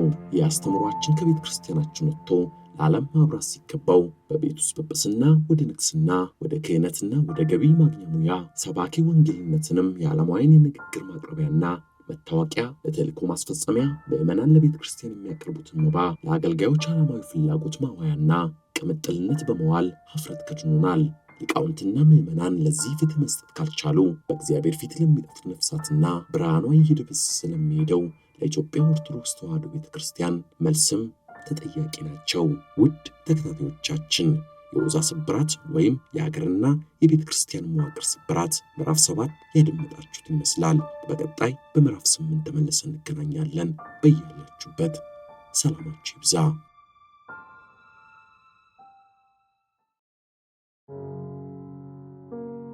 ሰላም ውድ የተወደዳችሁና ውድ የተከበራችሁ ተከታታዮቻችን በኦዛ ስብራት ወይም በሀገርና በቤተ ክርስቲያን መዋቅር ስብራት በምዕራፍ 8 ተመልሰን ተገናኝተናል። በምዕራፍ 8 አሁን ላለንበት ችግር መፍትሄው ምን ይሆን በሚለው ይዘንላችሁ እንቀርባለን። አብራችሁን ቆዩ። የመጀመሪያው አሁን ላለንበት ችግር መፍትሄ ሊሆን የሚችለው የሰላም ጥሪ ማስተላለፍ ነው። ሰላም ለሰው ልጆች ሁሉ ከነፍሳቸው ቀጥሎ የሚያስፈልጋቸው ነገር ነው። ቅድስት ቤተክርስቲያናችንም ሆነች ሀገራችን አሁን በገጠማት በርካታ ችግሮች የሰላም ጥሪ ማስተላለፍ የሚገባ ነው። በሁሉም ቤት የማይጠገን የሚመስል ስብራት ገጥሞናል። ለዚህም ከገዢው እስከ ተገዢው ሰላም ያላትን ቦታ ተጠብቆ እንዲቆይ አንገብጋቢ የሆነው ትልቁ ስራ ላይ ትኩረት ማድረግ ይኖርብናል። አውሮፓ በስደት እየተጠለቀለቀ ይገኛል። ለዚህም ደግሞ መነሻው አፍሪካ ውስጥ ያለው የሰላም እጦት ነው። በአሁኑ ወቅት በኢኮኖሚም ሆነ በፖለቲካ ችግር ኢትዮጵያ ወደ አላስፈላጊ ችግር እየገባች ትገኛለች። የሰላም እጦቱ ደግሞ ከፍተኛ ደረጃ ላይ ደርሷል። ለዚህም 10ቱ አንጻራዊ ሰላም ያላቸው ከሳህራ በታች ሀገራት ይፋ ወጥቷል። ነገር ግን ሀገራችን ኢትዮጵያ ከዚህ ውስጥ አትገኝም። ሀገራቱን በቅደም ተከተል ለማስቀመጥ ያክል በአንደኝነት ሞሪሼስ ስትገኝ፣ ቦትስዋና፣ ጋና፣ ዚምባብዌ፣ ሴራሊዮን፣ ሴኔጋል፣ ታንዛኒያ፣ ናሚቢያ፣ ላይቤሪያና ማላዊ ከሁለተኛ እስከ 10ኛ ያለውን ደረጃ ይዘው ይገኛሉ። ዓለም አቀፍ የኢኮኖሚና የሰላም ኢንስቲትዩት ሰላምን መለከት ውስብስብ በሆነች ዓለም በሚል በ2020 ከሳህራ በታች ያሉ ሀገራት የውስጥ ሰላም ማጣትና የእርስ በርስ ግጭት በመጠኑ ከፍ ማለቱን አስታውቋል። በሪፖርቱ እንደተገለጸው ባለፉት ዓመታት ውስጥ በምርጫ ውጤቶች ላይ የሚነሱ አለመግባባቶች፣ ጥያቄዎች እንዲሁም የፖለቲካ ለውጥን መሻት በብዙ ሀገራት ላይ ህዝባዊ አመፅና ፖለቲካዊ አለመረጋጋቶችን እንዳስከተለ መረጃው አስታውቋል። በዚህም መሰረት ከሳህራ በታች ካሉ ሀገራቶች በአንጻራዊ ሰላም ሞሪሼስ አንደኛ ደረጃ ላይ ስትይዝ፣ ቦትስዋና፣ ጋና፣ ዚምባብዌና ሴራሊዮን ከ2 እስከ 5 ያለውን ደረጃ ይዘው ይገኛሉ። ሀገራችን ኢትዮጵያ በመለኪያው መሰረት ከሳህራ በታች ከሚገኙ ሀገሮች 34ኛ ከዓለም ደግሞ 133ኛ ደረጃ ላይ ትገኛለች። ብፁዕ አቡነ ሺኖዳ በሰዎች መካከል የነበረውን ፍቅር መልሶ ለማምጣት አስፈላጊ ነገሮችን ሁሉ ማድረግና ለጸብ፣ ለጠላትነት፣ ለጭካኔ ምክንያት የሚሆኑ ጉዳዮችን ማከም ወይም ማጥፋት ተገቢ ነገር ነው። ጥላቻ በልብ ውስጥ የተሸሸገ ስሜት ነው። ጸብ ደግሞ ይህ ስሜት ግልጽ ሆኖ በተግባር እንዲታይ የሚደረግበት መንገድ ነው። ለሰዎች ያለንን ፍቅር ከነሱ ጋር በምናደርገው ስምምነት ለእነርሱ ታማኞች በመሆናችን ስሜቶቻቸውን በመጋራትና ችግር ሲገጥማቸው እንዲሁም ተስፋ ሊቆርጡ ባሉበት ጊዜ እነሱን ከዚህ ታድገን በማውጣታችን በተግባር ልንገልጸው ይገባናል። ለድሆች ያለንን ፍቅር ለነሱ በምናሳየው ርኅራኄና ፍላጎቶቻቸውን በማሟላት ውስጥ በተግባር መገለጥ አለበት እንጂ ተራ ቃላትን በመናገር ወይም መልካም ምኞት በመመኘት ብቻ ሊሆን አይገባም በማለት ተናግረዋል። የኢትዮጵያ ኦርቶዶክስ ተዋሕዶ ቤተክርስቲያን ግጭቶችና አለመግባባቶች በውይይት ይፈቱ ዘንድ የሰላም ጥሪ አቅርባለች። ይህን ጥሪ ያቀረበችው የ2015 ዓ.ም የግንቦት ርክበ ካህናት ጉባኤ መጠናቀቁን ተከትሎ በተሰጠ መግለጫ ነው። ቤተክርስቲያኑ በሀገራችን በተለያዩ ቦታዎች የሚታዩ አላስፈላጊ ግጭቶች፣ ዜጎች መፈናቀል፣ ስደት ተወግዶ ሁሉም ዜጋ በሀገሩ በእኩልነት በሰላምና በፍቅር ተከባብሮ በአንድነት እንዲኖር ለማድረግ ግጭቶችና አለመግባባቶች በውይይት እንዲፈቱ የሰላም ጥሪ አስተላልፋለች። በቤተክርስቲያናችን የሰላም አምላክ የሰላም ንጉሥ ሰላማዊ ኢየሱስ ክርስቶስ ሰላምን ስጠን በማለት ጸሎትን እናደርጋለን። በሌሎች ቅዱሳት መጽሐፍት ደግሞ ንጉሥ ሆይ ሰላምን ስጠን፣ በሰላም እንሰማራ፣ በሰላምም ወደ ቤታችን እንግባ፣ በሰላም እንተኛ፣ በሰላም ወጥተን እንገባ ዘንድ እንዲል በአንድ ሀገር ውስጥ በትክክል ጠንካራ መሪ ያላት ልማቱ እያደገላት ነው፣ በስልጣኔ እያደረገ ነው የሚባለው በመጀመሪያ ህዝቡ በሰላም ወጥቶ በሰላም መግባት ሲችል ነው። ሀገር የሚመራው ህዝቡ በሰላም ወጥቶ በሰላም እንዲገባ፣ ሀገር የሚመራውም ህዝቡ በሰላም ወጥቶ በሰላም እንዲገባ፣ ሰርቶ እንዲያድግ፣ ህይወቱን በሰላም እንዲመራ ይችል ዘንድ ሰላምን ማስከበር የመጀመሪያና ተቀዳሚ ተግባሩ ሲያደርግ ነው። ሌላው ጥበቃና ድጋፍ ነው። የሀገር ውስጥ መፈናቀልን ለመንከባከብና ለተፈናቃዮች ጥበቃና ድጋፍ ለማድረግ ረቂቅ አዋጅ መዘጋጀቱ ተሰምቶ ነበረ። መንግስትም ሆነ መንግስታዊ ያልሆኑ አካላት እንዲያለው ክስተት እንዳይፈጠር ቀድሞ ስራ መስራት፣ ችግሩ ከተፈጠረ በኋላ ደግሞ ጥበቃና ድጋፍ ማድረግ ይገባቸዋል። የዚህ መረጃ መሰባሰብ በቀጣይ ኦርቶዶክሳውያንን መሰረት በማድረግ እየተደረገ ያለው የማጽናት ተግባር በደንብ ተረድተን ሀገርና ዓለም አቀፍ ጥበቃና ድጋፍ የሚደረግበትን ሁኔታ መፍጠር ይገባል። ለሀገራችንም ሆነ ለቤተ ክርስቲያን ስብራት ሊሰሩ የሚገቡ ተግባራት አሉ። በአሁኑ ሰዓት በቤተ ክርስቲያናችን የጎሳ ፖለቲካ የተጫነው የጳጳሳት ሹመት እስከ ፕትርክና እስከ ማሾም የሚካሄደው ሩጫ፣ ሙስና፣ የመልካም አስተዳደር እጦት፣ ውስጣዊና ውጫዊ ፈተናዎች፣ የመንግስት ጣልቃ ገብነት መሰል ተጽዕኖዎች ውስጥ እንገኛለን። ለዚህም ምዕመናንን፣ አብያተ ክርስቲያናትን፣ ገዳማትንና አድባራት የጉባኤ ቤቶቻቸውን ጥበቃና ድጋፍ እንድናደርግ ይጠበቅብናል። ሌላው ዘላቂ ሰላም እንዲመጣ ሁሉም የበኩሉን አስተዋጽኦ ሊያበረክት ይገባል። ዘላቂ ሰላም የሚመጣው ህዝብና መንግስት አንድ ሰውነት ላይ እንዳሉ አካላት መናበብ ሲችሉ ብቻ ነው። መሪ ህዝቡን እንደሚገባው መምራት ካቃተው፣ ህዝብም ለመንግስት እንደሚገባው መምራት ካልቻለ ሰላም ይጠፋል። ወንድማማችነት ወደ ጸብ፣ ሰላም ወደ ጦርነት፣ ሀብት ወደ ድህነት ይቀየራል። ለዚህም ዘላቂ ሰላም እንዲመጣ ሁሉም የበኩሉን አስተዋጽኦ ማበርከት አለበት። ሀገር መምራት እውቀት ብቻ ሳይሆን ስጦታንም ይፈልጋል። ለአንዳንዶች ሀገርን የሚያክል ነገር እጃቸው ላይ ይወድቅና ሀገር ይጠፋል። የሰው ነፍስ እንደ ዘበት ደሙም እንደ ጅረት እንዲፈስ ሊያደርጉት ይችላሉ። የጠንካራ መሪ አንዱ መለኪያ የሚያገለግሉትን ህዝብ መውደድ ብቻ ሳይሆን ማሳተፍንም ይጨምራል። ይህም ማለት እኔ ብቻ ልምራ ማለት በራሱ ስህተት ነው። የሰው ልጅ ፍላጎቱ ብዙ ቢሆንም ህዝብን በማሳተፍ እንጂ በኃይል የሚፈታ ችግር የለም። አሁን በሀገራችን የገጠመን ስብራት ይህ ነው። ለሰላም እጦት መነሻው ጥንስሱ ከዚሁ ስለሚጀምር ነው። ያለ ህዝብ ተሳትፎ የተዘጋጀና የጸደቀ ህግ ሁሉ ጥያቄ ማስነሳቱ የሚቀር አይደለም። ጥያቄ ማንሳት መብት ቢሆንም ሌላውን ለማጥቃት ወይም ለመጉዳት የሚነሳ ጥያቄ ለማንም አይጠቅምም። የችግሩን ምንጭ ሳያውቁ መልስ መስጠት ብቻ ሌላ ችግር ያስከትላል። ያለ ህዝብ ተሳትፎ የጥቂቶችን ፍላጎት ለማሟላት ሲባል የሚወሰኑ ነገሮች ለከፋ ችግር ይዳርጋሉ። አንድ ህዝብ የሚያደምጠው መንግስትን ይፈልጋል። በመካከል ያሉ ችግሮች፣ በርካታ ጥያቄዎች የተወሳሰቡ ቢሆንም ነገሮችን በጥልቀት በማየት ህዝቡን የመፍትሄ አካል ማድረግ ብዙ ትርፍ አለው። አንዳንድ ጥያቄዎች መስመራቸውን የሚስቱት ከጀርባቸው በርካታ ግፊቶች ስላላቸው ነው። ከነዚህም ግፊቶች መካከል አንዱ ለሰላም የሚሆን ቦታ ማጣት፣ ለጦርነት ህዝብን መቀስቀስ፣ በአንድ ሀገር ውስጥ ስብራትን የሚያመጡ ነገሮች ናቸው። መፈናቀልን ለማስቆም ዘላቂ ሰላም ላይ በመስራት ሁሉም የበኩሉን አስተዋጽኦ ሊያበረክት ይገባዋል። መፈናቀሉ እንደ ዜጋ ሁሉም ሰው ይመለከተዋል። ዘላቂ መፍትሄ እንዲመጣ ሀገራዊ ምክክር እጅጉን ያስፈልጋል። ችግሩን ከመነሻው በመፍታት ከገባንበት ቀውስ እንድንወጣ የሚያስችሉ ተግባራት ከሁሉም ይጠበቃል። ሌላው አሁን ካለንበት ችግር እንድንወጣ ድጋፍ የሚያደርግ ተቋም ማቋቋም ያስፈልጋል። በየጊዜው ሀገሪቱ ላይ ፖለቲካዊ፣ ኢኮኖሚያዊና ከተፈጥሮ ችግሮች የተነሳ በርካታ ዜጎች መፈናቀል ይገጥማቸዋል። ለዚህም ችግር ደግሞ የሀገር ውስጥ የሚሆን ከሀገር ውጭ ድጋፍ የሚያሰባስብና የሚያደርስ ተቋም ያስፈልጋል። ኢትዮጵያውያን የሚመሩት ዓለም አቀፍ የሆነ ድጋፍ የሚያሰባስብና ለችግሮቹ ጥናት በማጥናት የሚደግፍ ተቋም ማቋቋም ይገባል። የገንዘብ ድጋፍ ማድረግ ለተፈናቃዮች ጊዜያዊም ቢሆን ጥቅም አለው። ማህበር፣ እድርና ሌሎች ኦርቶዶክሳውያን የሚሳተፉባቸው አደረጃጀቶች ሁሉ ለቤተ ክርስቲያን እንዲሰሩ ማድረግ ይገባል። ግንዛቤ ለመፍጠር ጸሐፊያን፣ ጋዜጠኞችና አርቲስቶች ሙያቸውን ቤተ ክርስቲያናችንን ለመታደግ እንዲያውሉት ማስገንዘብ ሌላው ተግባር ነው። በየደብሩ በሰበካ ጉባኤው የምናገለግልም ሆነ በገጠር የሚገኙ ቤተ ክርስቲያኖች የአንድን ክርስቲያን መጎዳት እንደ ሁላችንም ጥቃት በመቁጠር ለተጎጂዎች የገንዘብ፣ የቁሳቁስ፣ የመጠለያና ሌላም ድጋፍ ማድረግ ይገባናል። ድጋፍ ቢሰበሰብ ምን ያህል ሊፈጅ ይችላል? ማሳያዎችን ብንመለከት ኢንተርናል ዲስፕሌስመንት ሞኒተሪንግ ሴንተር በሰለው ስሌት መሰረት በጎርጎሮሳውያን በ2020 ለአንድ ተፈናቃይ የሚያስፈልገው የገንዘብ መጠን በአማካይ $250 ገደማ እንደነበር ክሪስቴል ካዛባት ገልጸዋል። ካዛባት ይህ ወጪ በ2020 በኢትዮጵያ በተፈናቀሉ ሰዎች ቁጥር ሲባዛ ወደ $700 ሚሊዮን ገደማ ይደርሳል ሲሉ ለዶይቼ ቬለ ተናግረው ነበር። ሌላው መፍትሄ መልካም እረኛን መሾም ነው። ስለ እረኛ በመጽሐፍ ቅዱስ ውስጥ ወደ 40 ጊዜ ተጠቅሷል። እረኛ ዋና ስራው በጎችን ከነጣቂ ተኩላ መጠበቅ ነው። እረኛ በጎችን፣ ፍየሎችንና ከብቶችን የሚያሰማራ ነው። እግዚአብሔር እረኛዬ ነው፣ የሚያሳጣኝም የለም፣ በለመለመ መስክ ያሳድረኛል፣ በዕረፍት ውኃ ዘንድ ይመራኛል እንዲል መዝሙር 22:23 ከቁጥር 1 እስከ 2።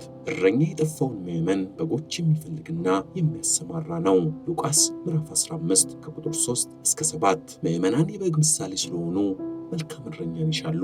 ምዕመን አመነ ከሚለው የግዕዝ ቃል የመጣ ሲሆን ይህም ስውር ወይም ድብቅ የሆነውን የሃይማኖት ነገር መረዳትን ያመለክታል። ምዕመን ማለትም ያመነ፣ ያወቀ፣ የተረዳ ማለት ነው። እንደ ቅዱስ ዮሐንስ አፈወርቅ አነጋገር ምዕመን ማለት አራቱ ባህሪያት የተስማሙለትና የሚሰራውን ስራ አውቆ የሚሰራ አዋቂ ማለት ነው። የዮሐንስ አፈወርቅ ድርሳን 3 ገጽ 114 ላይ ይገኛል። በመጽሐፍ ቅዱስ ውስጥ አንድ ምዕመን ሊሰራቸው የሚገቡ ነገሮች ተጽፎ እናገኛለን። ከነዚህም ውስጥ ጥቂቶችን ብንመለከት የሃይማኖት ሰው በመሆንና ሃይማኖትን በስራው በመግለጽ ልማዳዊ የኃጢአት ስራን ማቋረጥ፣ ዘውትር መጸለይ፣ አለማንጎራጎር፣ የራስን መጠን ማወቅ፣ ክብር ለሚገባው ክብር መስጠት፣ ሰርቶ መብላት፣ የስሜት ዋሳትን መቆጣጠር፣ ትሑት መሆን፣ ምኞትን መገደብ የመሳሰሉት ተገልጸዋል። ከአንድ ምዕመን የሚጠበቁ ከላይ የተገለጹት ጥቂቶች ሲሆኑ ባለመጠበቃቸው ደግሞ የሰው ልጆች ከተፈጠሩት ዓላማ ርቀው ይገኛሉ። ይህም ማለት በተፈጠረበት ዓለም ወጥቶ ወርዶ በስራ ከመኖር ይልቅ ስንፍናን ይመርጣል። እንዲህ እንዲያደርግ በቀናው መንገድ እንዲጓዝ ደግሞ መልካም እረኞች ያስፈልጉታል። የሰው ልጅ አዋቂ ፍጡር ወይም የሥጋ የነፍስና የመንፈስ ባህሪያት የያዘው የእውቀት ፍጡር መሆኑን በመዘንጋት በደመ ነፍስ እንደተፈጠሩ እንስሳት የሥጋ ፍላጎትን ብቻ ለማሟላት ሲወጣና ሲወርድ ይታያል። ይህም እንስሳዊውን የሰውን ኑሮ አስመልክቶ ቅዱስ ዳዊት ሰው ግን ክቡር ሆኖ ሳለ አያውቅም እንዲጠፋ እንስሳት መሰለ በማለት ሰው ክቡር ፍጡር እንደሆነና ነገር ግን ከተፈጠረው ዓላማ ወጥቶ ወደ እንስሳ ባህሪ ደረጃ ዝቅ ብሎ መገኘቱን አስረድቷል። በሕንፃ ሥላሴም ሆነ ለሕንፃ ቤተ ክርስቲያን መልካም እረኞች የግድ ያስፈልጋሉ። ይህም ማለት በቤተ ክርስቲያናችን ላለው ችግር መልካም እረኞችን መሾም ነው። እነዚህም እረኞች ለመልካም ነገር ምሳሌ የሚሆኑ መሆን አለባቸው። ቅዱሳት መጻሕፍት በቃልና በኑሮ በፍቅርም በእምነትም በንጽህናም ለሚያምኑት ምሳሌ ይሁን እንዲል ቅዱስ ጳውሎስ በአካሄዱ ክርስቶስን እንደመሰለ ሁሉ ደቀ መዝሙሩ ጢሞቴዎስ እሱን መስሎ እንዲወጣና የመልካም ነገር ምሳሌ እንዲሆን ያስተማረበት ትምህርት ክፍል ነው። የመልካም ነገር ምሳሌነት ያለው አስተምሮ ወይም ተግባር የትምህርትና ስራ ሁሉ መጨረሻ ነው። ለምንሰራው ስራ ተከታይ እንዲኖረው ከተፈለገ ቃላችን ሁልጊዜም በተግባር መደገፍ ይኖርበታል። በተግባር ያልተደገፈ ቃል እንደ ገደል ማሚቱ ወደ ተናገርነው ተመልሶ ይጮሃል እንጂ ሰሚውን ለተግባር አያነሳሳም። አንደኛ ጢሞቴዎስ ምዕራፍ 4 ከቁጥር 12፣ አንደኛ ቆሮንቶስ ምዕራፍ 11 ከቁጥር 1፣ አንደኛ ቆሮንቶስ ምዕራፍ 4 ከቁጥር 16 ላይ ይህንን ሐሳብ የሚደግፉ ናቸው። አርአያነት በቤተ ክርስቲያናችን ትልቅ ቦታ አለው። እርስ በእርሳችሁ ተዋደዱ ብሎ ከመናገር ጋር ሌላውን መውደድ የመልካም ነገር ምሳሌነት ነው። ጾሙ ጸልዩ ብሎ ከመናገር ጋር ጾመኛ ጸሎተኛ ሆኖ መገኘት የመልካም ነገር ምሳሌነት ነው። ይህ ባልሆነበት ሁኔታ የምንናገረው ነገር አድማጭ ያገኛል ብሎ መገመት የተሳሳተ ነው። የካድነው የሚናደው፣ የገነባነው ነገር የሚፈርሰው በዚህ ምክንያት ነው። በጥሩ ስነ ምግባር የታነጹ ሰዎችም ሌላው በጎ ሕሊና እንዲኖሩ ለማድረግ ያላቸው ኃይል ቀላል የሚባል አይደለም። በእኛ ዘመን የጵጵስና ሹመት ትልቅ ጥያቄ ውስጥ ገብቷል። የዘር፣ የሰፈር፣ የጎጥ አስተሳሰብ ያላቸው የሹመት ስርዓቶች በዚህች ጥቂት ዋጋ አስከፍሎናል። ቀጣዩን ደግሞ የከፋ ያደርገዋል። መፍትሄው መልካም እረኛ የሚሆኑ አባቶችን መሾም ብቻ ነው። ታዲያ መልካም እረኛ ማን ነው? ኖላዊ በቁሙ እረኛ ማለት ነው።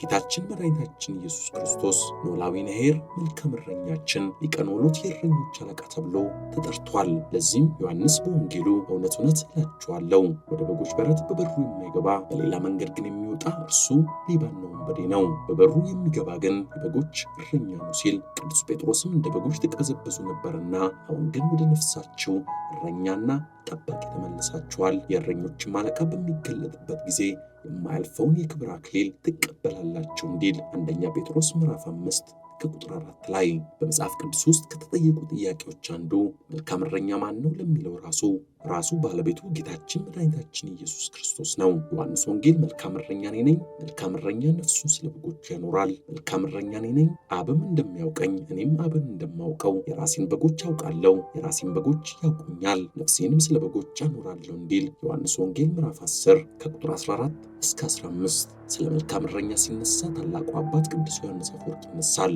በሕይወትና በተግባር እንደሚታወቀው በቃልም እንደተገለጸው ዮሐንስ አፈወርቅ በጵጵስና ዘመኑ በዋነኝነት የሚያስጨንቀው ነገር እርሱ የሚጠብቀውና እረኛ የሆነለት የሕዝቡ መንጋ ነው። እንደ መልካሙ እረኛ እንደ ክርስቶስ በምሳሌነት እንደሚጠቀሰው ዮሐንስ ከመንጋው የትኛውም ቢሆን በሱ ምክንያት መስዋዕትነት እንዲከፍል ፍላጎት አልነበረውም። ከዚህም ይልቅ ዮሐንስ አፈወርቅ ራሱ የሚናገረውን የሚያስተምረውን በተግባር ለመግለጽ ንግግሩ ከግብሩ ጋር ያልተቃረነ መሆኑን ለማሳየት ለሕዝቡ ሲል ፓራዲየስ የተባለው የዘመኑ ሰው በቀባዩ የውሸት መጥፎ ስም ሰማዕትነትን ተቀብሏል። የቅዱስ ዮሐንስ አፈወርቅ ሕይወት ለመልካም እረኛ እውነተኛ መምህርና ምሳሌ ነው።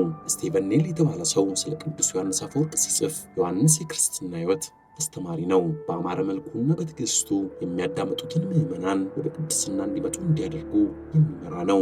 የሚማሩትን የክርስትና ሕይወት እንዲያባዙት፣ ለሌሎች በቃል እንዲገልጹት፣ በተግባር እንዲኖሩት የራሱን ትልቅ አስተዋጽኦ ያበረከተ ነው ይላል። የዮሐንስ ትምህርት ዓለም ወደ ተግባር እንዲገባ የሚያነቃቃ ነው። በዚህ ዘመን ያለው ሕዝብ እንደ ዮሐንስ ያለ የሚከላከልለት ለበጎቹ መልካም እረኛ የሚሆንለትና እውነተኛ ትምህርትን የሚያስተምርለት ወርቃማ አፍ ያለው ወይም ጎልደን ማውዝ ሰው ያስፈልገዋል። ሊቁም በስብከትና በትምህርቱ በርካታ ክርስቲያኖች በውስጣቸው ያለውን ክርስቶስ ራሱ ከኛ ከታናናሾቹ በድሆች ዘንድ ራሱን እንዳደረገ ለእነሱ ያደረገውን ክብር እንዲያውቁ አድርጓል። ክርስቲያኖች እምነታቸውን በተግባር ጎረቤታቸውንና ባልንጀሮቻቸውን እንዲወዱ ጠርቷል፣ ምሳሌም ሆኗል። በእርግጥ የሚናገረው ከሕይወቱ ከኖረው ተሞክሮ ነው። ክርስቲያኖችም ለዚህ ተሞክሮ ተጠርተዋል። ሲናገርም ፍቅር ካለ ባልንጀራ፣ የገንዘብ መጥፋት፣ የሰውነት መድከም፣ ችግሮች የምታስተምረው ትምህርትም አያሳስብህም፣ ሁሉም ነገር በጀግንነት ተችሏል ይላል። እረኝነትን አስመልክቶ ፍርሃት ያዕቆብ እረኝነት በሚለው ድርሰቱ ያስቀመጣቸው ነጥቦች ተግባራቸው ምን አይነት ስራን የሰሩ እንደነበር ይናገራል። እረኞች የሕይወት ምግብን ይሰጡ ዘንድ በመንጋው ላይ የተሾሙ አለቆች ናቸው። መንጋውን የሚጠብቅና ስለ እነርሱ የሚደክም እረኛ እርሱ መንጋውን ለሚያፈቅረውና ራሱን ስለ መንጎቹ ለሰጠው መልካም እረኛ እውነተኛ ደቀ መዝሙር ነው። ነገር ግን መንጋውን ከጥፋት የማይመልስ እርሱ ለመንጋው ግድ የሌለው እንደኛ ነው። እናንተ እረኞች ሆይ በጥንት ጊዜ የነበሩትን ቅዱሳት እረኞችን ምሰሏቸው። ያዕቆብ የላባን በጎች ያሰማራና በትጋትና በድካም ይጠብቅ ነበረ። እንዲህ አድርጎ እግዚአብሔር እረኝነትን አስተማረው። አንድ ወቅት ያዕቆብ ለላባ 20 ዓመት ሙሉ ከአንተ ጋር ነበሩ፣ በጎቼና ፍየሎቼ አልጨነገፉም፣ የመንጎቼንም ጠቦት አልበላውም፣ አውሬ የሰበረውንም አላመጣውልህም ነበር። እኔ ስለ እርሱ ከፍል ነበሩ፣ በቀንም በሌሊት የተሰረቀውን ከእጅ የተሸው ነበር፣ የቀን ሐሩር የሌሊት ቁር ይበላኝ ነበር፣ እንቅልፍ ከዓይኔ ጠፋ ብሎት ነበረ። ዘፍጥረት ምዕራፍ 31 ከቁጥር 38 እስከ 39። እናንተ እረኞች ሆይ ይህ እረኛ ለመንጎቹ ምን ያህል እንዲጠነቀቅ አስተውላችኋልን? በሌሊት እንኳን እነርሱን ለመጠበቅ በትጋት ያለ እንቅልፍ የሚቆም እነርሱን ለመመገብ በቀን የሚደክም እውነተኛ እረኛ ነበር። ዮሴፍና የእርሱ ወንድሞች ሁሉ እረኞች ነበሩ። ሙሴ የበጎች እረኛ ነበር። ዳዊትም እንዲሁ። አሞጽ ላሞችን ያግድ ነበር። እነዚህ ሁሉ መንጎቻቸውን በለመለመ መስክ ማሰማራት የሚያውቁ እረኞች ነበሩ። እግዚአብሔር እነዚህን እረኞች አስቀድሞ በጎችን በኋላም ሰዎችን እንዲጠብቁ ለምን እንዳደረጋቸው ታውቃለህን? መልሱ ግልጽ ነው። መንጎቻቸውን እንዴት መጠበቅና ስለ እነርሱ ሲሉ ምን ያህል መድከም እንዳለባቸው ሊያስተምራቸው መፈለጉ ነው። ይህንን የእረኝነት ኃላፊነት ከተማሩ በኋላ ለእረኝነት ቀረቡ። ያዕቆብ የላባን በጎች በብዙ ድካምና ትጋት እንዲሁም በለመለመ መስክ አሰማራቸው። ከዛም ልጆቹን በአግባቡ ወደ መምራት ተመለሰ። የእረኝነት ሙያን ለልጆቹ አስተማራቸው። ዮሴፍ በጎችን ከወንድሞቹ ጋር በመሆን ይጠብቅ ነበር። ስለዚህም በግብፅ ሳለ እጅግ ብዙ ሕዝብን ይመራና ያሰማራ ዘንድ ተሾሟል። ሙሴ የአማቱን በግ ይጠብቅም ነበር። በመቀጠል ወገኖችን ይመራ ዘንድ ተመረጠ።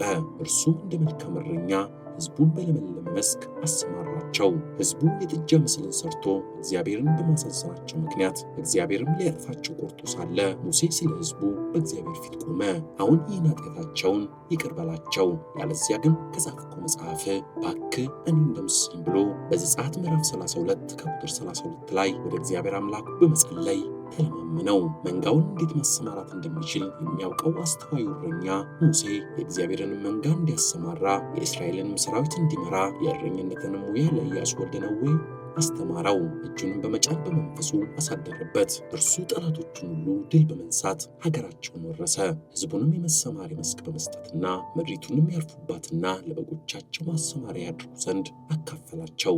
መልካም እረኛ ነፍሱን ስለ በጎቹ አሳልፎ የሚሰጥ ነው። ነፍሱን ስለ በጎቹ አሳልፎ የሚሰጥ ማለት ምን ማለት ነው? መልካም እረኛ ነፍሱን ስለ በጎቹ ያኖራል፣ ነፍሴን ስለ በጎቹ ያኖራለሁ እንዲል ዮሐንስ ምዕራፍ 10 ከቁጥር 10 እና 15 ላይ ለዚህ ርዕሰ ጉዳይ ንጉሥ ዳዊት ትልቅ አርአያችን ነው። በመንጎች ፈንታ ነፍሱን የሚሰጥ እርሱ መልካም እረኛ ነው። ስለሚመራው ሕዝብ ነፍሱን የሚሰጥ እርሱ ትክክለኛ መሪ ነው። እርሱ ስለ በጎቹ ደጀን ሆኖ የሚጠብቅና የሚመግብ ርኅሩህ አባት ሊሰኝ የሚገባው እረኛ ነው። ንጉሥ ዳዊት የአባቱን በጎች ይጠብቅ ነበረ።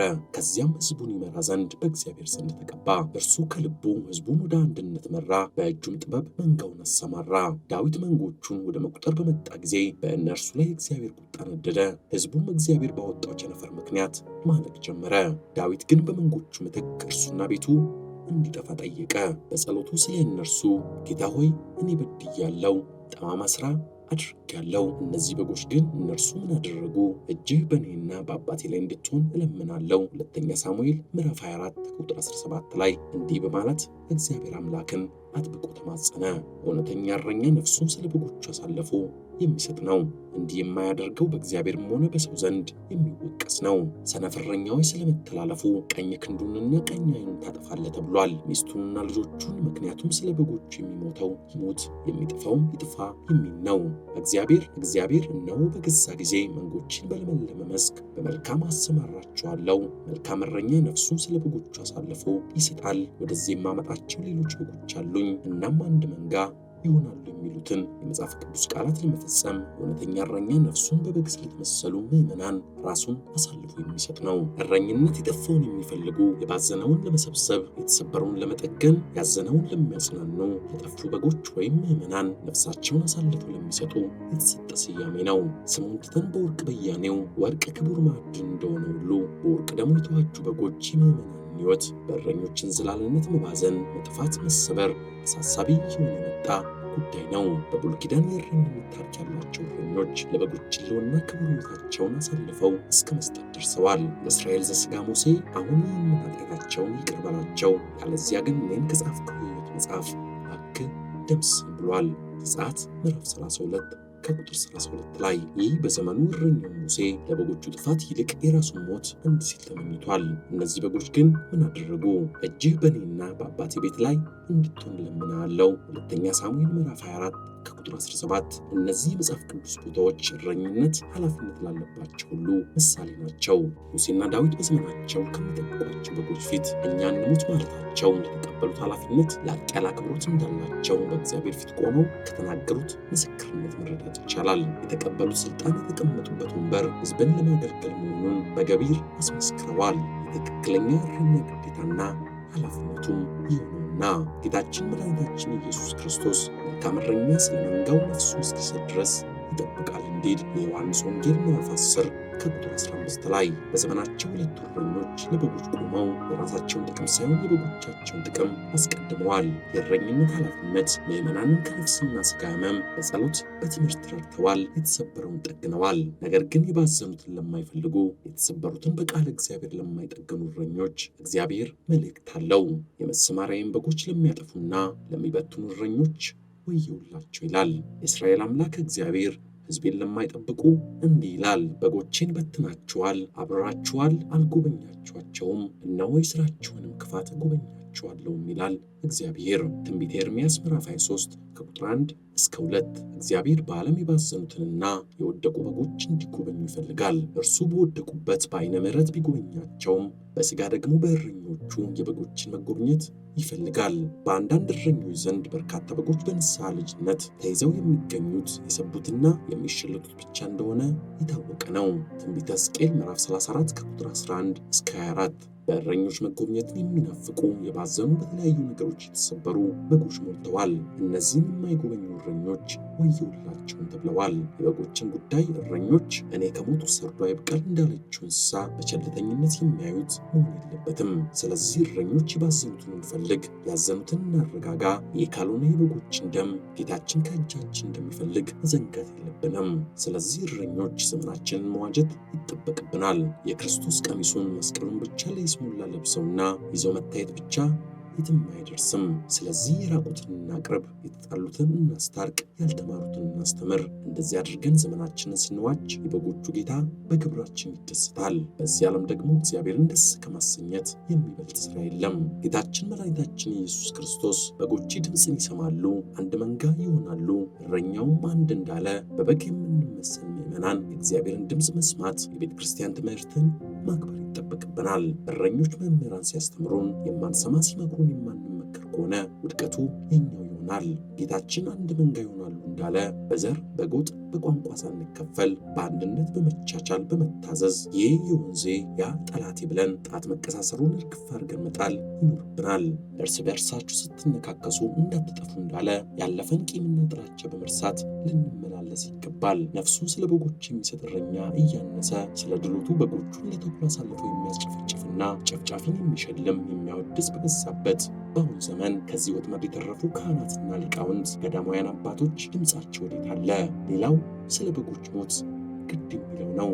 ካሉብን ችግሮች መውጣት የምንችለው ስለ በጎች ሞት፣ እንግልት፣ መከራ ግድ የሚለው መሪ መፍጠር ወይም መሆን ስንችል ብቻ ነው። መልካም እረኛ በበግ ለተመሰሉ ምዕመናን ሞት፣ ስደት፣ መከራና እንግልት ግድ የሚለው ነው። መልካም እረኛ ስለ መንጋው ነፍሱን እስኪሰጥ ድረስ ይጠበቃል። ዮሐንስ በወንጌሉ መልካም እረኛ እኔ ነኝ፣ እረኛ ኃላፊነት ላለባቸው ሁሉ ምሳሌ ነውና የእግዚአብሔርን ሕዝብ የማይጠብቁ ባለሥልጣኖች ከባድ ፍርድ ይኖርባቸዋል። ነቢዩ ኤርምያስ የማሰማሪያዬን በጎች ለሚያጠፉና ለሚበትኑ እረኞች ወዮላቸው ይላል እግዚአብሔር። ስለዚህ የእስራኤል አምላክ እግዚአብሔር ሕዝቡን ስለሚጠብቁ እረኞች እንዲህ ይላል፣ በጎቼን በትናችኋል፣ አባራችኋል፣ እነሆ ለሥራችሁ ክፋት እጎበኛችኋለሁ ይላል እግዚአብሔር። የመንጋዬን ቅሬታ ካባረራችኋቸው ምድር ወደ በረታቸው እመልሳችኋለሁ፣ እነርሱም ያፍራሉ ይበዙማል። የሚጠብቋቸውን እረኞች አስነሳችኋለሁ፣ ዳግመኛ አይፈሩም አይደነግጡም፣ ከእነርሱም አንድም አይጎድልም ይላል እግዚአብሔር እንዲል ኤርምያስ ምዕራፍ 23 ከቁጥር 1 እስከ 24፣ ኤርምያስ ምዕራፍ 25 ከቁጥር 32 እስከ 38፣ ትንቢተ ሕዝቅኤል ምዕራፍ 34 ከቁጥር 1 እስከ 10። ስለ መንጋቸው ግድ ስለሌላቸው እረኞች ለእነዚያ ራሳቸውን ብቻ ስለሚያሰማሩ እረኞች ነቢዩ እንዲህ ብሏልና፣ መንጎችን የምታጠፉና የምትበትኑ እናንተ እረኞች ሆይ የጌታን ቃል ስሙ። እግዚአብሔር እንዲህ ብሏል፣ እረኛ መንጎችን እንዲጎበኝ እንዲሁ እረኞችን የሚጎበኝበት ጊዜ ይመጣል። በዚያን ጊዜ በጎችን ከእጃችሁ እፈልጋለሁ። እናንተ ሰነፍ እረኞች ሆይ ከበጎች ፀጉር ለበሳችሁ፣ ከሰባውን ተመገባችሁ። እናንተ ግን በጎችን አላሰማራችሁም፣ የታመመውን አላዳናችሁም፣ የተሰበረውን አልጠገናችሁም፣ የደከመውን አላበረታችሁም፣ የጠፋውንና የባዘነውን አልፈለጋችሁም። ብርቱንና የሰባውን አሰማራችሁ፣ ነገር ግን እነርሱን በግፍ አጠፋችሁ። እናንተ የሰባውን ገፋችሁ በላችሁ፣ ከእግራችሁ ስር ያለውን ረገጣችሁ። እናንተ ከጥሩ ውኃ ትጠጣላችሁ፣ ከእናንተ የተረፈውን ውኃ ግን በእግራችሁ ታደፈርሳላችሁ። የእኔን በግ እናንተ ባጠፋችሁት መስክ ታሰማራላችሁ፣ በእግራችሁ ያደፈረሳችሁትን ውኃ ታጠጧቸዋላችሁ ይላል ዘካርያስ ምዕራፍ 11 ከቁጥር 15 እስከ 17። እነዚህ እረኞች ስስት የሰለጠነባቸው የማያስተውሉ እረኞችና ባለሙያተኞች ናቸው። እነዚህ መንጎቻቸውን አይመግቡም ወይም ለተኩላ አሳልፈው የሚሰጡ ጨካኝ እረኞች ናቸው። ነገር ግን ታላቁ እረኛና የእረኞች አለቃ መንጎችንም በየስማቸው ይጠራል፣ ይመግባቸዋል፣ ስለ መንጎቹ ደህንነት ይመረምራል። የመንጎቹንም እረኞች ከፊቱ ያቆማቸዋል፣ እንደ በደላቸው መጠን ይከፍላቸዋል፣ እንደ ስራቸው መጠን ይመልስባቸዋል። መንጎቻቸውን በመልካም ላሰማሩ እረኞች ግን የእረኞች አለቃ ደስ ያሰኛቸዋል፣ ዘላለማዊ ሕይወትና እረፍትን ይሰጣቸዋል። መልካም እረኛ ማን ነው ሲባል ቅዱስ የሆነ ወንጌል ላይ የተጻፈውን የሚፈጽም ነው። ወንጌል ዘርፈ ብዙ፣ ሕገ ትሩፋት፣ ሕገ ተፋቅሮ፣ በስተመጨረሻም ሕገ ፍጽምት ናት። መልካም እረኛም እነዚህን የሚፈጽም ነው። ለዚህም ነው ጌታችን መድኃኒታችን ኢየሱስ ክርስቶስ የሰራት ያስተማራት፣ ሐዋርያት የሰበኳት፣ ሰማዕታትና ጻድቃን በደም ያተሟት የመንግሥተ ሰማያት ዓላማ መግቢያ በር ናት። ጌታችን ራሱ ቀጭን መንገድ ጠባብ በር ብሏታል። የማቴዎስ ወንጌል ምዕራፍ 7 ከቁጥር 13 ላይ እርሷን ያልፈጸመ ቤቱን በአሸዋ ላይ የሰራ ሞኝ ሰውን ይመሰላል። ዝናብም ጎርፍም ንፋስም ገፍተው ይጥሉታል፣ አወዳደቁም ይከፋል። የማቴዎስ ወንጌል ምዕራፍ 7 ከቁጥር 28 ላይ በማለት በኑፋቄ በከንቱ ወሬ በሐሜት በፈቃደ ሥጋዊና በምድራዊ ባለስልጣን እንዳንክድ ጌታ አስቀድሞ መክሯል። መልካም እረኛ ከክፉ ምግባራት የሚጠበቅ ነው። ሐዋርያው ቅዱስ ጳውሎስ ስለ መልካም እረኞች አጽንዖት ሰጥቶ ካስተማረው አንዱ ይሄ ነው። ክፉ ምግባር የክፉ ሞት ምንጭ፣ ከእግዚአብሔር መንግሥት የሚለይ ነው። ጌታችን በዕለተ ምጽአት ለሰይጣንና ለመላእክቱ ወደ ተዘጋጀላቸው እሳት ሂዱ የሚላቸው ኃጥአን ወይም በጎን ምግባር ያልፈጸሙትን ነው። በጎ ምግባር አለመፈጸም ይህን ለመባል የሚያበቃ ከሆነ ይልቁንም ክፉን ምግባር ለሚሰሩ ምን ያህል ይጸናባቸው ይሆን? አስቀድሞ በእኛ የሚጀምር ከሆነ ለእግዚአብሔር ወንጌል የማይታዘዙ መጨረሻቸው ምን ይሆን? ጻድቅ በጭንቅ የሚድን ከሆነ አመፀኛውና ኃጢአተኛው ወዴት ይድን ዘንድ አለው እንዲል አንደኛ ጴጥሮስ ምዕራፍ 4 ከቁጥር 18 ላይ እውነተኛ እረኛ ፈጣሪ የሰጡትን በጎች ለመጠበቅ እንዳለበት የሚያውቅና ለዚያም አጥብቆ የሚሰራ ነቢዩ ሕዝቅኤል የደከመውን አላጸናችሁትም፣ የታመመውን አላከማችሁትም፣ የተሰበረውን አልጠገናችሁትም፣ የባዘነውን አልመለሳችሁትም፣ የጠፋውንም አልፈለጋችሁትም፣ በኃይልና በጭቆና ገዛችኋቸው፣ እረኛን በማጣት ተበተኑ፣ ለምድር አራዊት ሁሉ መብል ሆኑ ተበተኑም። በጎቼ በተራሮች ሁሉና በረዘሙ ኮረብቶች ላይ ሁሉ ተቅበዝብዘዋል፣ በጎቼም በምድር ፊት ሁሉ ላይ ተበትነዋል፣ የሚሻም የሚፈልግም አልነበረም። ስለዚህ እረኞች ሆይ የእግዚአብሔርን ቃል ስሙ። ጌታ እግዚአብሔር እንዲህ ይላል፣ እኔ ሕያው ነኝና እረኛ ስለሌለ እረኞቼም በጎቼን ስላልፈለጉ እረኞችም ራሳቸውን እንጂ በጎቼን ስላላሰመሩ በጎቼ ንጥቂያ ሆነዋልና በጎቼ ለምድር አራዊት ሁሉ መብል ሆነዋልና። ስለዚህ እረኞች ሆይ የእግዚአብሔርን ቃል ስሙ። ጌታ እግዚአብሔር እንዲህ ይላል፣ እነሆ በእረኞች ላይ ነኝ፣ በጎቼን ከእጃቸው እፈልጋለሁ፣ በጎቼንም ከማሰማራት አስተዋቸዋለሁ። ከዚያም ወዲያ እረኞች ራሳቸውን አያሰማሩም፣ በጎቼንም ከአፋቸው አድናለሁ፣ መብልም አይሆኑላቸውም እንዲል ትንቢተ ሕዝቅኤል ምዕራፍ 34 ከቁጥር 4 እስከ 10። ሌላው ያለብንን ችግር ለመቅረፍ ስብዕናን ማከም ነው። አገራችን ስብራት ፍቱን መድኃኒት የተቃወሰን ስብዕና ማከም ነው። ይህም በእንግሊዝኛው ሜንታል ዲስኦርደር ትሪትመንት እንደሚሉት አሁን ባለንበትም ዓለምም ሆነ ሀገራችን ባለችበት የቴክኖሎጂ ዘመን የሰው ልጆች አስተሳሰባቸውን፣ ፍልስፍናቸውን፣ ኑሯቸውንና አጠቃላይ ማህበራዊ እንቅስቃሴያቸውን ከሃይማኖት በላይ ከዓለም ኑሮ ጋር በማያያዝ በጣም ከባድና ልዩ ልዩ ማህበራዊ ትግል በማድረግ ላይ ናቸው። በዚህ አመለካከታቸው ለማህበራዊና ኢኮኖሚያዊ እድገት ማደግ አስተዋጽኦ ያለው ቢመስላቸውም ኢትዮጵያዊ ማንነትን፣ ባህልና ወግን እሴቶችን በማግለሉ የስብዕና መቃወስን አስከትሏል። አብዛኛው ሕዝብ በደረሰበት የኢኮኖሚ ችግር ማህበራዊ ኑሮን በአግባቡ መምራት ባለመቻሉ መፍትሄ የሌለው ግራ የተጋባ ቅዠት የተሞላን ስብዕናን በመላበስ በሕይወት ላይ ድንበር መስመርና ጸረ ሕዝብ አቋም በመያዝ እየተገለጸ ይገኛል። ይህ ያልተጣራ ስብዕና ለማንኛውም የሰው ዘር አለመግባባት የመጀመሪያ ደረጃን ይዛል። የተቃወሰ ስብዕና ክስተት ውስጥ ሃይማኖታዊ ትውፊት፣ ሰላም፣ አንድነትን የሚመዝኑበት ንቃተ ህሊና አነስተኛ ስለሚያደርገው በዚህ ችግር የተጠቃ ሰው ከራሱ ሃይማኖትና ከሌላ ሃይማኖት ጋር ፈጽሞ ሊግባባ አይችልም። የሚያስፈልገንም የአምላክ የእጆቹ ሥራ መሆናችንን የምናውቀው መንፈሳዊ ስብዕና ሲኖርም ብቻ ነው። መንፈሳዊ ስብዕና ደግሞ ከአምላክ ጋር ያለንን ግንኙነት ለማጠናከር የስብዕናችንን ጥንካሬ በመጠቀም የምንኖርበት ሕይወት ነው። የኦርቶዶክሳዊ ስብዕና በመንፈሳዊና በአእምሮአዊ የበለጸገ ነው። ሐዋርያው ቅዱስ ጳውሎስ በኢየሱስ ክርስቶስ ጸጋ አደጉ እንዲል ሁለተኛ ጴጥሮስ ምዕራፍ 3 ከቁጥር 18 ላይ። ኦርቶዶክሳዊ ስብዕና ወይም ማንነት ምን ማለት ነው? አስቀድሞ የቃሉን ፍቺ ማየት ይገባናል። ኦርቶዶክስ የሚለው ቃል ኦርቶስ ወይም ራይት እና ዶክሳ ቲቺንግ ኦር ወርሺፕ ከሚለው ሁለት የግሪክ ቃላት የተገኘ ሲሆን ትርጉሙም እውነተኛ አስተምሮ፣ እውነተኛ አምልኮ ማለት ነው። ለመልካም ስብዕና ኦርቶዶክሳዊነት የስብራት መጠገኛ መድኃኒት ከሆነ በራሱ ምንድን ነው የሚለውን ዝርዝር ትንተና ማየት ይገባል። ኦርቶዶክሳዊነት እውነት ነው። ኦርቶዶክሳዊት ቤተ ክርስቲያን የእውነት ቤት ናት። በእርሷ ውስጥ ውሸት ቦታና ተቀባይነት የለውም። ብዘገይ ግን በእግዚአብሔር ማደሪያ ቤት መኖር እንዴት እንደሚገባ ታውቅ ዘንድ እጽፍልሃለሁ። ቤቱ የእውነት አምድና መሠረት የሕያው እግዚአብሔር ቤተ ክርስቲያን ነው። አንደኛ ጢሞቴዎስ ምዕራፍ 3 ከቁጥር 15 ላይ ብሎ እንደጻፈው ክርስቲያናዊነት መንፈስ ረቂቅ ነው። ኦርቶዶክሳዊነት አእምሮ፣ ሐሳብን፣ ድርጊትን በአጠቃላይ ሁለመናን የሚቃኝ መንፈስና ሕይወት ነው። እኔ የነገርኳችሁ ቃል መንፈስ ነው፣ ሕይወት ነው። ዮሐንስ ወንጌል ምዕራፍ 6 ከቁጥር 63። ኦርቶዶክሳዊነት ያልተበረዘውና በሰዎች ፍልስፍናዊ እርሾ ያልተበከለ እንዲሁም ያልተከለሰ እምነትና አስተምሮ ነው። ኦርቶዶክሳዊነት ረቂቅ አካል ነው። አካላቶቿም ካህናት ብቻ ሳይሆኑ በክርስቶስ እውነት ያመኑ ሁሉ በጥምቀት የእርሱ አካል የሆኑ በዚህ ዓለም ያሉና በእምነትም ሆነ የሞቱ ሁሉ ናቸው።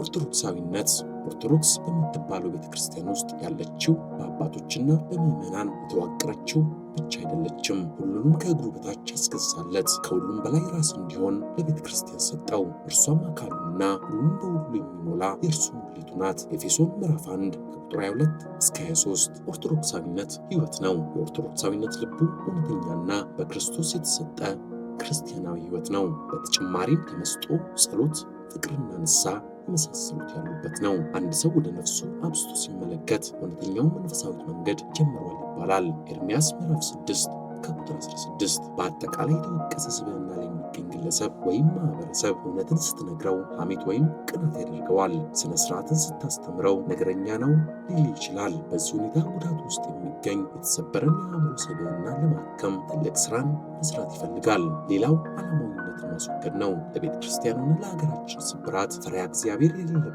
ሕይወት፣ ፈሪሃ እግዚአብሔር የሌለበትን ዓለማዊ አስተሳሰብን ማስወገድ ይገባል። የሁለቱም ስብራት እውነተኛ መፍትሄ የሚመጣው ከመንፈሳዊ እሳቤ የሚመጣ አሰራር፣ ሕይወትና አገልግሎት ሲኖር ብቻ ነው። ዓለም ስንል ክፉንና ደጉን፣ ጥሩንና መጥፎን፣ ጣፋጩንና መራሩን የሚያጣጥሙበት ሁሉንም አሟልታ የያዘችውን ምድር የሚያመላክት ነው። ክርስትና በዚች ለሰው በተዘጋጀች ምድር የሚኖር የክርስቶሳዊን ሕይወት የሚዳስስ ነው። በዚች ሰፊ ዓለም ውስጥ የሥጋ ፈቃዳቸውን አስቀድመው ኃላፊነት ጠፊ የሆነውን ሥጋዊ ሕይወት አስበልጠው ፈጣሪያቸውን ዘንግተው የሚኖሩ ሰዎች ዓለማውያን ስንላቸው፣ በተቃራኒው ግን የነፍስ ፈቃዳቸውን የሚያስቀድሙ ሥጋዊ ሕይወት ወይም ተድላ ደስታ ንቀው ፈጣሪያቸውን የሚያከብሩ ግን መንፈሳውያን ክርስቲያኖች ይባላሉ።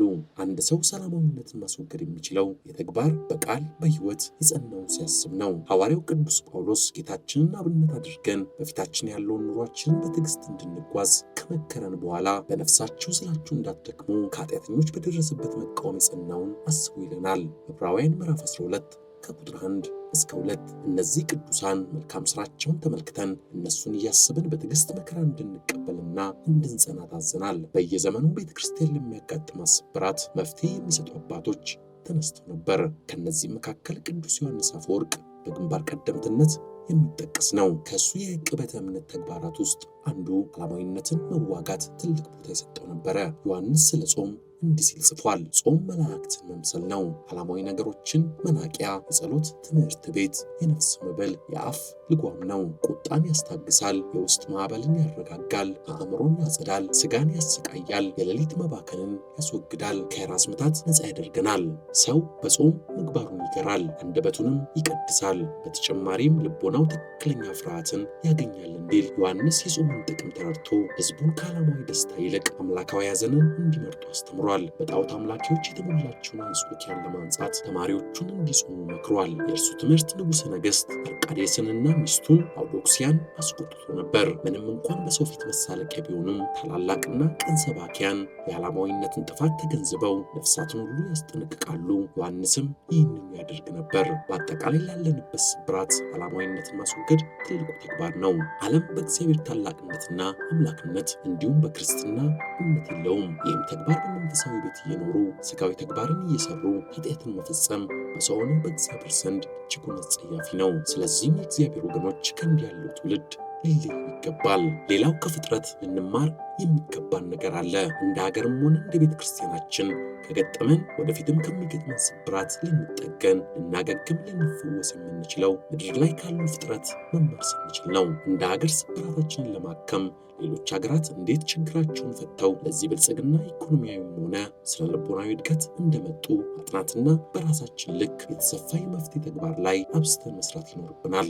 ምክንያቱም አደጉ የምንላቸው ሀገራት አስቀድመው ከሀገራችን በላይ ብዙ መከራ፣ ፍጅት፣ ሰቆቃና እንግልትን አሳልፈዋል። እንዴት ያንን የመሰለ ስብራት በምን መልኩ ጠግነው ለዚህ እንደበቁ መፈተሽ ይኖርብናል። እንደ ቤተ ክርስቲያን ደግሞ የራሽያ፣ የአርሜኒያ፣ የሶሪያ፣ የህንድና በግብፅ ቤተ ክርስቲያናት በየዘመናቱ የገጠማቸውን ስብራት በምን መልኩ አልፈውት በምን መልኩ ጠግነው ለዚህ ዘመን ትውልድ አብያተ ክርስቲያኖቻቸውን ጠብቀው እንዴት እንዳቆዩ ፈትሾ ለኢትዮጵያ ኦርቶዶክስ ተዋሕዶ ቤተ ክርስቲያን ዘመን ተሻጋሪ የሆነ የስብራት መጠገኛ መፍትሄ ዛሬ ላይ ማስቀመጥ ያስፈልጋል። ለዚህም ቅዱሳት መጽሐፍት በጥበብ እንድንመላለስና ከፍጥረታት እንድንማር ዘንድ አስቡናል። እነዚህም ፍጥረታት ሰው ለሰው የምግባር አስተማሪ መሆን ባቃተበት በዚህ ዘመን አራቱን ጥቃቅን ፍጥረታት አስተማሪዎቻችን የሆኑ ዘንድ መርጦ አስተምሮናል። ጠቢቡ ሰለሞን የሰው ልጅ ጥበብን ይማርባቸው ዘንድ ይህ ግሩም አምላክ የፈጠራቸውን አራት ፍጥረታት አስቀምጧል። በምድር ላይ አራት ጥቃቅን ፍጥረታት አሉ፣ እነርሱ ግን እጅግ ጠቢባን ናቸው እንዲል ምሳሌ መጽሐፍ ምዕራፍ 30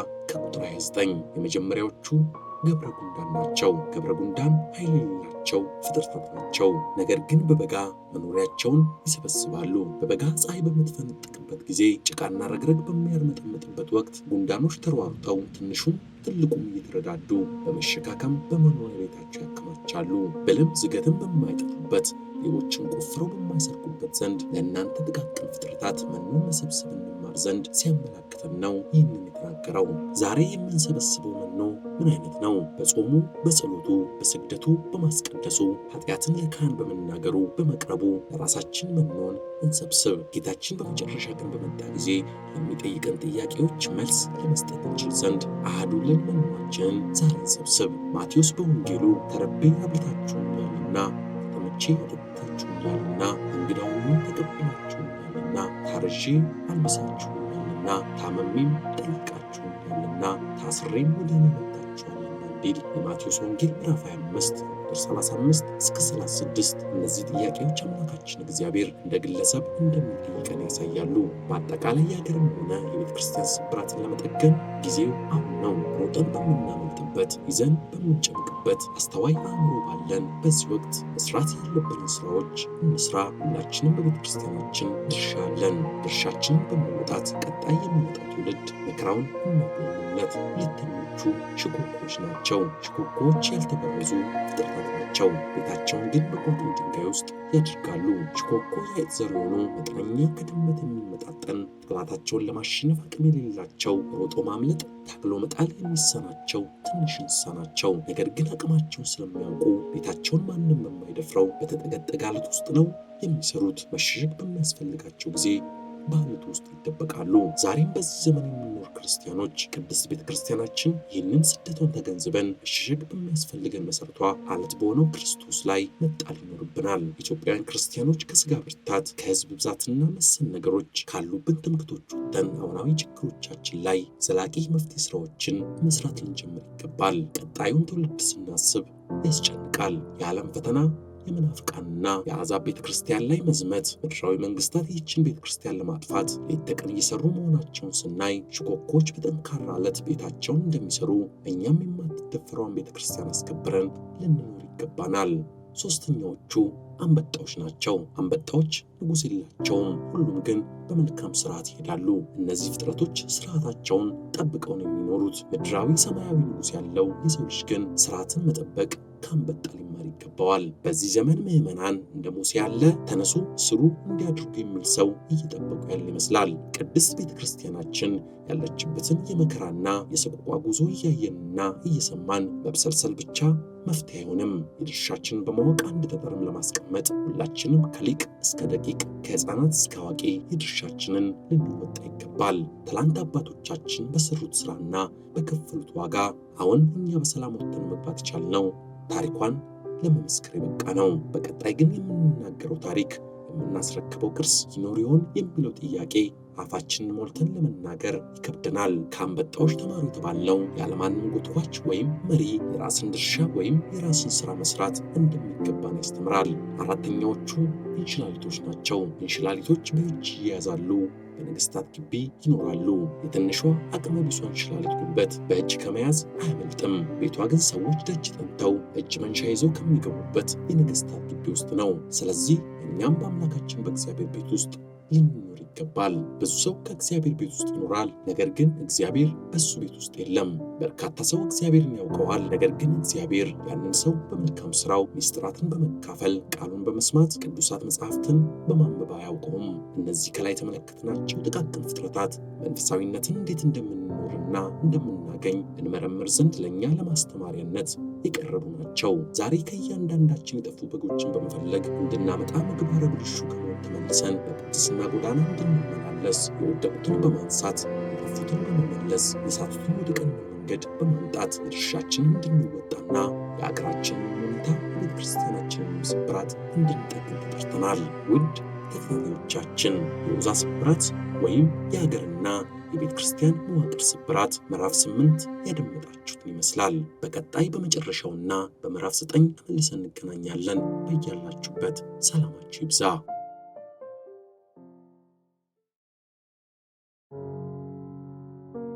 ሰላም ውድ የተወደዳችሁና ውድ የተከበራችሁ ተከታታዮቻችን በያላችሁበት ሰላማችሁ ይብዛ።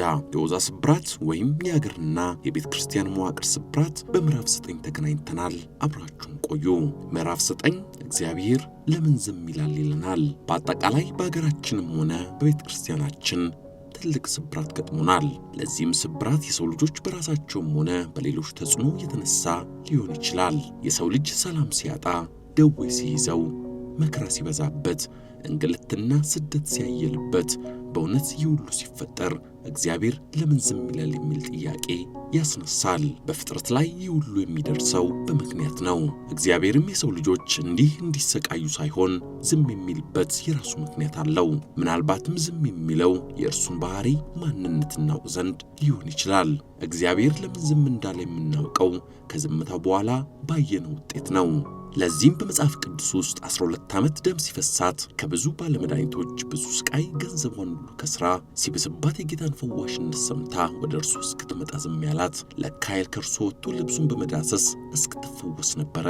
የማቴዎስ ወንጌል ምዕራፍ 5 ከቁጥር 25 እስከ 34። ከናናዊቷ ሴት ስለ ልጇ በጌታ እግር አጠገብ ስትጮህ ዝም ያላት የደቀ መዛሙርቱ አማላጅነት እንዲገለጽና የእርሷ ትዕግስትና የሃይማኖት ጽናት እንዲሁም ትሕትናዋ እንዲታወቅ ተፈልጎ ኖሯል። የማቴዎስ ወንጌል ምዕራፍ 15 ከቁጥር 21 እስከ 29። ጌታችን መድኃኒታችን ኢየሱስ ክርስቶስ የ38 ዓመቱን በሽተኛ ሰው መፈወስ የሚችልና የሕመምተኞች ለብዙ ዘመናት አልጋ ላይ መተኛት ሁሉን ነገር ማድረግ እንደሚችል ለማሳየት ነበረ።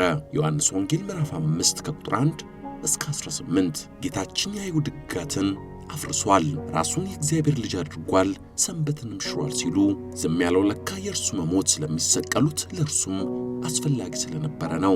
ሐዋርያው ማቴዎስ ሊቀ ካህናቱም ተነስቶ እነዚህ ለሚመሰክሩብህ አንድስ እንኳን አትመልስምን አለው እንዲል የማቴዎስ ወንጌል ምዕራፍ 26 ከቁጥር 62። በብሉይ ኪዳንም አንድን ታሪክ እንመልከት። የንጉሥ አርጤክስስ ባለሟል ሐማ መርዶክዮስንና እስራኤላውያንን ለማጥፋት ሲያሴርና ለመርዶክዮስ መስቀያ 50 ክንድ ግንድ እስኪያዘጋጅ ዝም ያለው ሐማ ባዘጋጀው ክንድ ላይ ራሱ እስኪሰቀል ነበር። አስቴር ምዕራፍ 3 ከቁጥር 7። የተመለከትናቸው የመጽሐፍ ቅዱስ ጥቅሶች እንደሚያስረዱን ከሆነ በሕይወታችን የሚገጥሙን ማንኛውም ስብራቶች እርሱን እናውቅ ዘንድ እስክናውቅ ዝም ይለናል። በማንኛውም ጉዳይ ስብራት ሲገጥመን እግዚአብሔር ለምን ዝም ይለናል ቢባል አምላካችን እንደ አምላክነቱ እንደ እግዚአብሔርነቱ እናውቀው ዘንድ ነው። ነቢዩ ሆሴዕ በትንቢቱ ሕዝቤ ዕውቀት ከማጣቱ የተነሳ ጠፍቷል እንዲል ትንቢተ ሆሴዕ ምዕራፍ 4 ከቁጥር 6 ላይ እግዚአብሔር ሕዝቦቹ ካለማወቅ ጨለማ ወደ ማወቅ ብርሃን ይመጡ ዘንድ ነው። ከኛ ከራሳችን ሕይወት ጀምሮ ቤታችን፣ ሀገራችንና ዓለማችን ውስጥ የሚደረጉትን ነገሮች ሁሉንም ነገር ማድረግ የሚችሉ ሰዎች ብቻ ይመስሉናል። በዚህም ምክንያት ለእግዚአብሔር በልባችን ስፍራ ሳንሰጠው ለጥበበኞችና ለፈላስፎች ለዚህ ዓለም ብልጽግና ብቻ ቦታ ሰጥተን እንኖራለን። በሚገጥሙን ስብራቶችም ሁሉ እግዚአብሔር ዝም ይለናል። በልባችን ስፍራ የሰጠናቸው ነገሮች የሆነ ስፍራ ላይ ሲቆሙ እናያለን። ከዚያም የእግዚአብሔርን ቦታ የያዙትን ነገሮች አንድ ባንድ ከስፍራቸው አስለቅቀን ለእግዚአብሔር ስፍራውን እናስረክባለን። እስከዚህ እግዚአብሔር ዝም ይላል። ዝምታው ከመሬት ዙሪያ የሰፋ፣ እግዚአብሔርን ግን የምንመካባቸው ነገሮች ሁሉ ከንቱ መሆናቸውን እናውቅ ዘንድ ዝም ይለናል። ዝምታው በምክንያት ነው። ያለ እግዚአብሔር ሰላም ያለው ሕይወት፣ እንቅልፍ ያለው መኝታ፣ አርኪ የሆነውን ውጤት ያለ ልፋት ማግኘት ስለማንችል ይህንን እስክናውቅ እንደማያይ ዝም ይለናል። በመጽሐፍ ቅዱሳችን ውስጥም የንዕማንን ታሪክ ማየት የተሻለ ነው። የሶርያ ንጉሥ ሰራዊት አለቃ የነበረው ንዕማን በብሉይ ኪዳን ዘመን የኃጢአት ውጤት በሆነው ለምጽ ተመትቶ ነበር። ከምድር እስራኤል ተማርካ ሄደችው ብላቴናዋ ግን ወደ አገሯ ቢሄድ ሊፈወስ እንደሚችል ነገረችው። እስከዚያ ጊዜ ድረስ ግን መፈወስ ባለመቻሉ ከነለምጹ ይኖር ነበር። እርሱም ሄዶ የነቢዩ ኤልሳዕን ቃል ሰምቶ በዮርዳኖስ ሲጠመቅ ካለበት ደዌ ተፈውሷል። ሁለተኛ ነገሥት ምዕራፍ 5 ከቁጥር 1 እስከ መጨረሻው። ይህ ሰው ከተፈወሰ በኋላ እነሆ ከእስራኤል ዘንድ በቀር በምድር ሁሉ አምላክ እንደሌለ አውቃለሁ እንዲል ሁለተኛ ነገሥት ምዕራፍ 5 ከቁጥር 15 ላይ ከእግዚአብሔር ሌላ በምድር ላይ ሌላ አምላክ እንደሌለ መስክሯል። በአጠቃላይ የእግዚአብሔር ዝምታ በምድራችን የሚገኙ ኃያላን ነገሥታት ጨካኝ የሚባሉ መሪዎች፣ ፈሪሃ እግዚአብሔር የጠፋባቸው ሰዎች፣ ግፈኞች የሰሩት በደል ጽዋቸው እስኪሞላ አምላካችን ይታገሳል። በዓለማችን ላይ የሚኖሩ ማንኛቸውም ሰዎች የምንሰራቸው ስራ በተለይም ደግሞ ግፍን የምንሰራ ከሆነ በምንሰራው የግፍ ተግባር ጽዋችን እየሞላ እንደሚሄድ ልብ ልንለው የሚገባን ነገር አለ። ንጉሥ ዳዊት ወጥመድ ኃጥአን ላይ ያዘንባል፣ እሳትና ዲን አውሎ ንፋስ የጽዋቸው ዕድል ፈንታ ነው እንዲል መዝሙረ ዳዊት ምዕራፍ 10 ከቁጥር 6 ላይ መዝሙረኛው የግፍ ጽዋችንን ውጤት ይገልጸዋል። የእስራኤል ዘሥጋ የግብፅ ኑሮ እጅጉን ከባድ ነበር። ነፃነት ማጣት በግርፋት ጭቃ በማብኳት ብቻ ሳይሆን የተወለዱ ሕፃናት ከጭቃ ጋር በማብኳት የመከራቸው ዘመን በረዘመ ቁጥር የፈርዖን የኃጢአት ጽዋ እየሞላ ነበር። ለ430 ዘመን በመከራ የኖሩ እስራኤላውያን የኤርትራን ባህር ሲሻገሩ የፈርዖን ጽዋ ግን ሞልቶ ነበረ። ጽዋችን ሲሞላ በዘራነው ዘር ልክ እናጭዳለን። በጥቂት የሚዘራ በጥቂት ደግሞ ያጭዳል፣ በበረከት የሚዘራ ደግሞ በበረከት ያጭዳል። ሁለተኛ ቆሮንቶስ ምዕራፍ 9 ከቁጥር 6 ግፍን የዘራው ፈርዖን ጽዋው ሲሞላ መከራውን አጭዷል። በእኛም ዘመን በርካታ ስብራት፣ መከራን፣ ችግርን፣ ሰላምን ማጣት፣ ረሃብን፣ በሽታን ማየት ምሬታችን ከቤት አልፎ ጎዳና ከሀገር አልፎ ዓለም አቀፍ መነጋገሪያ ሆኗል። እስኪ በሌሎች ከማመካኘት በፊት ራሳችንን ለተወሰነ ደቂቃ ወደ አጠፋናቸው ጥፋትና በደል መሰል ነገሮች መለስ እንበል። ዘርተን መቃም፣ ወልደን መሳም፣ ጸሎታችን መልስ ያጣበት፣ ጾማችን ውጤት የጠፋበት፣ ስብከቶቻችን በእኛም ሆነ በምዕመናን ዘንድ ፍሬ የታጣበት፣ ዝማሪያችን ተመስጦ የጠፋበት የሆነው የግፍ ጽዋችን ሞልቶ እንደሆነ ማን ያውቃል? እነሆ በቶሎ እመጣለሁ፣ ለእያንዳንዱ እንደ ሥራው መጠን ከፍል ዘንድ ዋጋዬ ከኔ ጋር ነው እንዲል ራእይ ምዕራፍ 22 ከቁጥር 12። ጽዋችን ሞልቶ ሳይፈስ ለይቅርታ እንዘጋጅ፣ እርሱም ይታረቀናል፣ ከስብራታችንም ይጠግነናል። ለስብራታችን ሌላው ጥያቄ ደግሞ እግዚአብሔር ረስቶን ይሆን እንዴ የሚለው ነው። በሰው ልጆች ዘንድ የሚደርሳቸው ስብራቶች አሉ። ለእነዚህ ስብራቶች ደግሞ እግዚአብሔር ሕዝቡን ለምን ዝም ይላል? ምናልባት እርሱ አምላካችን ልክ እንደ ሰው ረስቶን ይሆን የሚል ነገር ማንሳት እንችላለን። እንደውም በቤተ ክርስቲያናችንም ሆነ በሀገራችን ባለው በርካታ ችግሮች፣ በሚደርሱ መከራዎች ረስቶናል፣ ትቶናል የሚሉ ሰዎችን ልንሰማ እንችላለን። ግን እግዚአብሔር ሕዝቡን ይረሳልን? ቅዱሳት መጻሕፍት እግዚአብሔር ረስቶኛል አትበሉ ይላሉና አንዳንድ ሰዎች እጅግ የጠለቀ ሐዘንና ሰቆቃ ውስጥ ሲገቡ እግዚአብሔር ትቶኛል፣ የእስራኤል አምላክ ረስቶኛል ብለው ሲያማርሩ እንሰማቸዋለን። ዛሬ ነቢዩ እንዲህ ከሚሉ ሰዎች ጋር ክርክር አለው።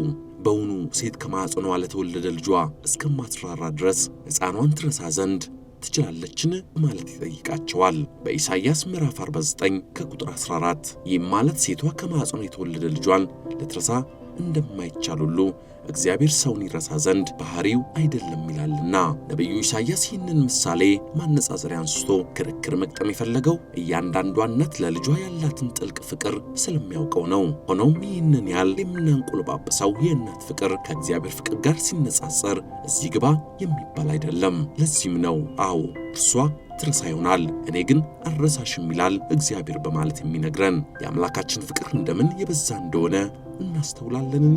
እንግዲያውስ እግዚአብሔር ሕዝቡን ዝም ከሚልበት አንዱ በተለያዩ መንገዶች ከገጠሙ ስብራቶች ሊጠግነን ዝም ይላልና ከአባይት ነቢያት መካከል አንዱ በሆነው በነቢዩ ኢሳይያስ አድሮ አንተ ሰባራውን ጠጋኝ የመኖሪያ መንገድ አዳሽ ትባላለህ በማለት ተናግሯል። ኢሳይያስ ምዕራፍ 58 ከቁጥር 12 አስቀድሞ ነቢዩ ማንን እልካለሁ ማን ይሄድልኛል የሚለው የአምላክ ጥያቄ እነሆ እኔን ላከኝ በማለት የተላከ ነቢይ እግዚአብሔር ኢሳይያስ ከዛ ተልእኮ የተነሳ አንተ ሰባራውን ጠጋኝ የመኖሪያ መንገድን አዳሽ ማን ነው? ስብራቱ መንፈሳዊ ነውና ጠጋኝ ያሸዋል። በመንፈሳዊ ሕይወት ትልቁ ችግር መንፈሳዊ ሥራ መንፈሳዊ ባልሆነ ሰው ሲሰራ ነው መባሉ ከዚህ የተነሳ ነው። ሐዋርያው ቅዱስ ጳውሎስ ለዚህ አገልግሎት መንፈሳዊነት ሲገለጥ ከእርሱ ጋር አብረን የምንሰራ ነንና ይላል። አንደኛ ቆሮንቶስ ምዕራፍ 3 ከቁጥር 9 ላይ እንዲህ ያለው አገልግሎት ተልእኮን ይዘነጋ ዘንድ እንዴት ይችላል? መርከብ ቢሰበር ቢታሰርና ቢገረፍ ቢሰደድና ቢገደል እንኳን እርሱ ሰባራውን ጠጋኝ ነውና የሚያሳስበው የአብያተ ክርስቲያናት ጉዳይ ነው። በቅዱስ ጳውሎስ ሥልጣን የሚናዘዝ ካህን የቅዱስ ጴጥሮስን ክህነት የተቀበለ አገልጋይ ለምን በመቅደስ የተናዱትን ስፍራዎች አይጠግናቸውም? ሰባራውን ጠጋኝ እንዲሆን የተላከ ማንነቱን አይረሳም፣ ዓላማውን አይዘነጋም። ኃጢአት ያደቀቀውን አጥንትና ሥጋ ለአዲስ ኪዳን በእሳትና በውኃ ለሆነው ጥምቀት እንዲያዘጋጅ የተላከው ኢሳይያስ ነቢይ መንገድ ጥራጊ በማለት የተጠራው ዮሐንስ መጥመቅ ምንኛ ታላቅ አባት ነው። በንጉሥም በድሃ መበለት ፊትም በቤተ መንግሥትም በተራ ጎጆ መኖር ያው ነው። በሰዎች ዘንድ ከፍና ዝቅ ያለ አመለካከት አልነበረውምና ከእምነቱ የማይጎድለው ብላቴናው ዳዊት ሰባራውን የእስራኤልን ሕዝብ ይጠግን ዘንድ ተልእኮውን የጎልያድ አስፈሪ ፊት አልለወጠበትም። ቤተ መንግሥቱ ያማረ፣ አልጋው ከብርና ከዕንቁ ከወርቅና ከዝሆን ጥርስ ይልቅ ይለበጠው የነበረው ዘውትር በእንባው ነበር። ዛሬም እኛ ከስብራታችን እንድንጠገን አምላካችን ዝም ይለናል እና ሀገራችን ላይና ቤተክርስቲያናችን ላይ የተፈጠረ ለሚገኘው ስብራት ጌታ ጉድለታችንንና ስንፍናችንን አይቶ ዝም እንዳለ ከተረዳን ያንንም ለማሸነፍ የሚረዳንን ማጠቃለያ እንንገራቸው።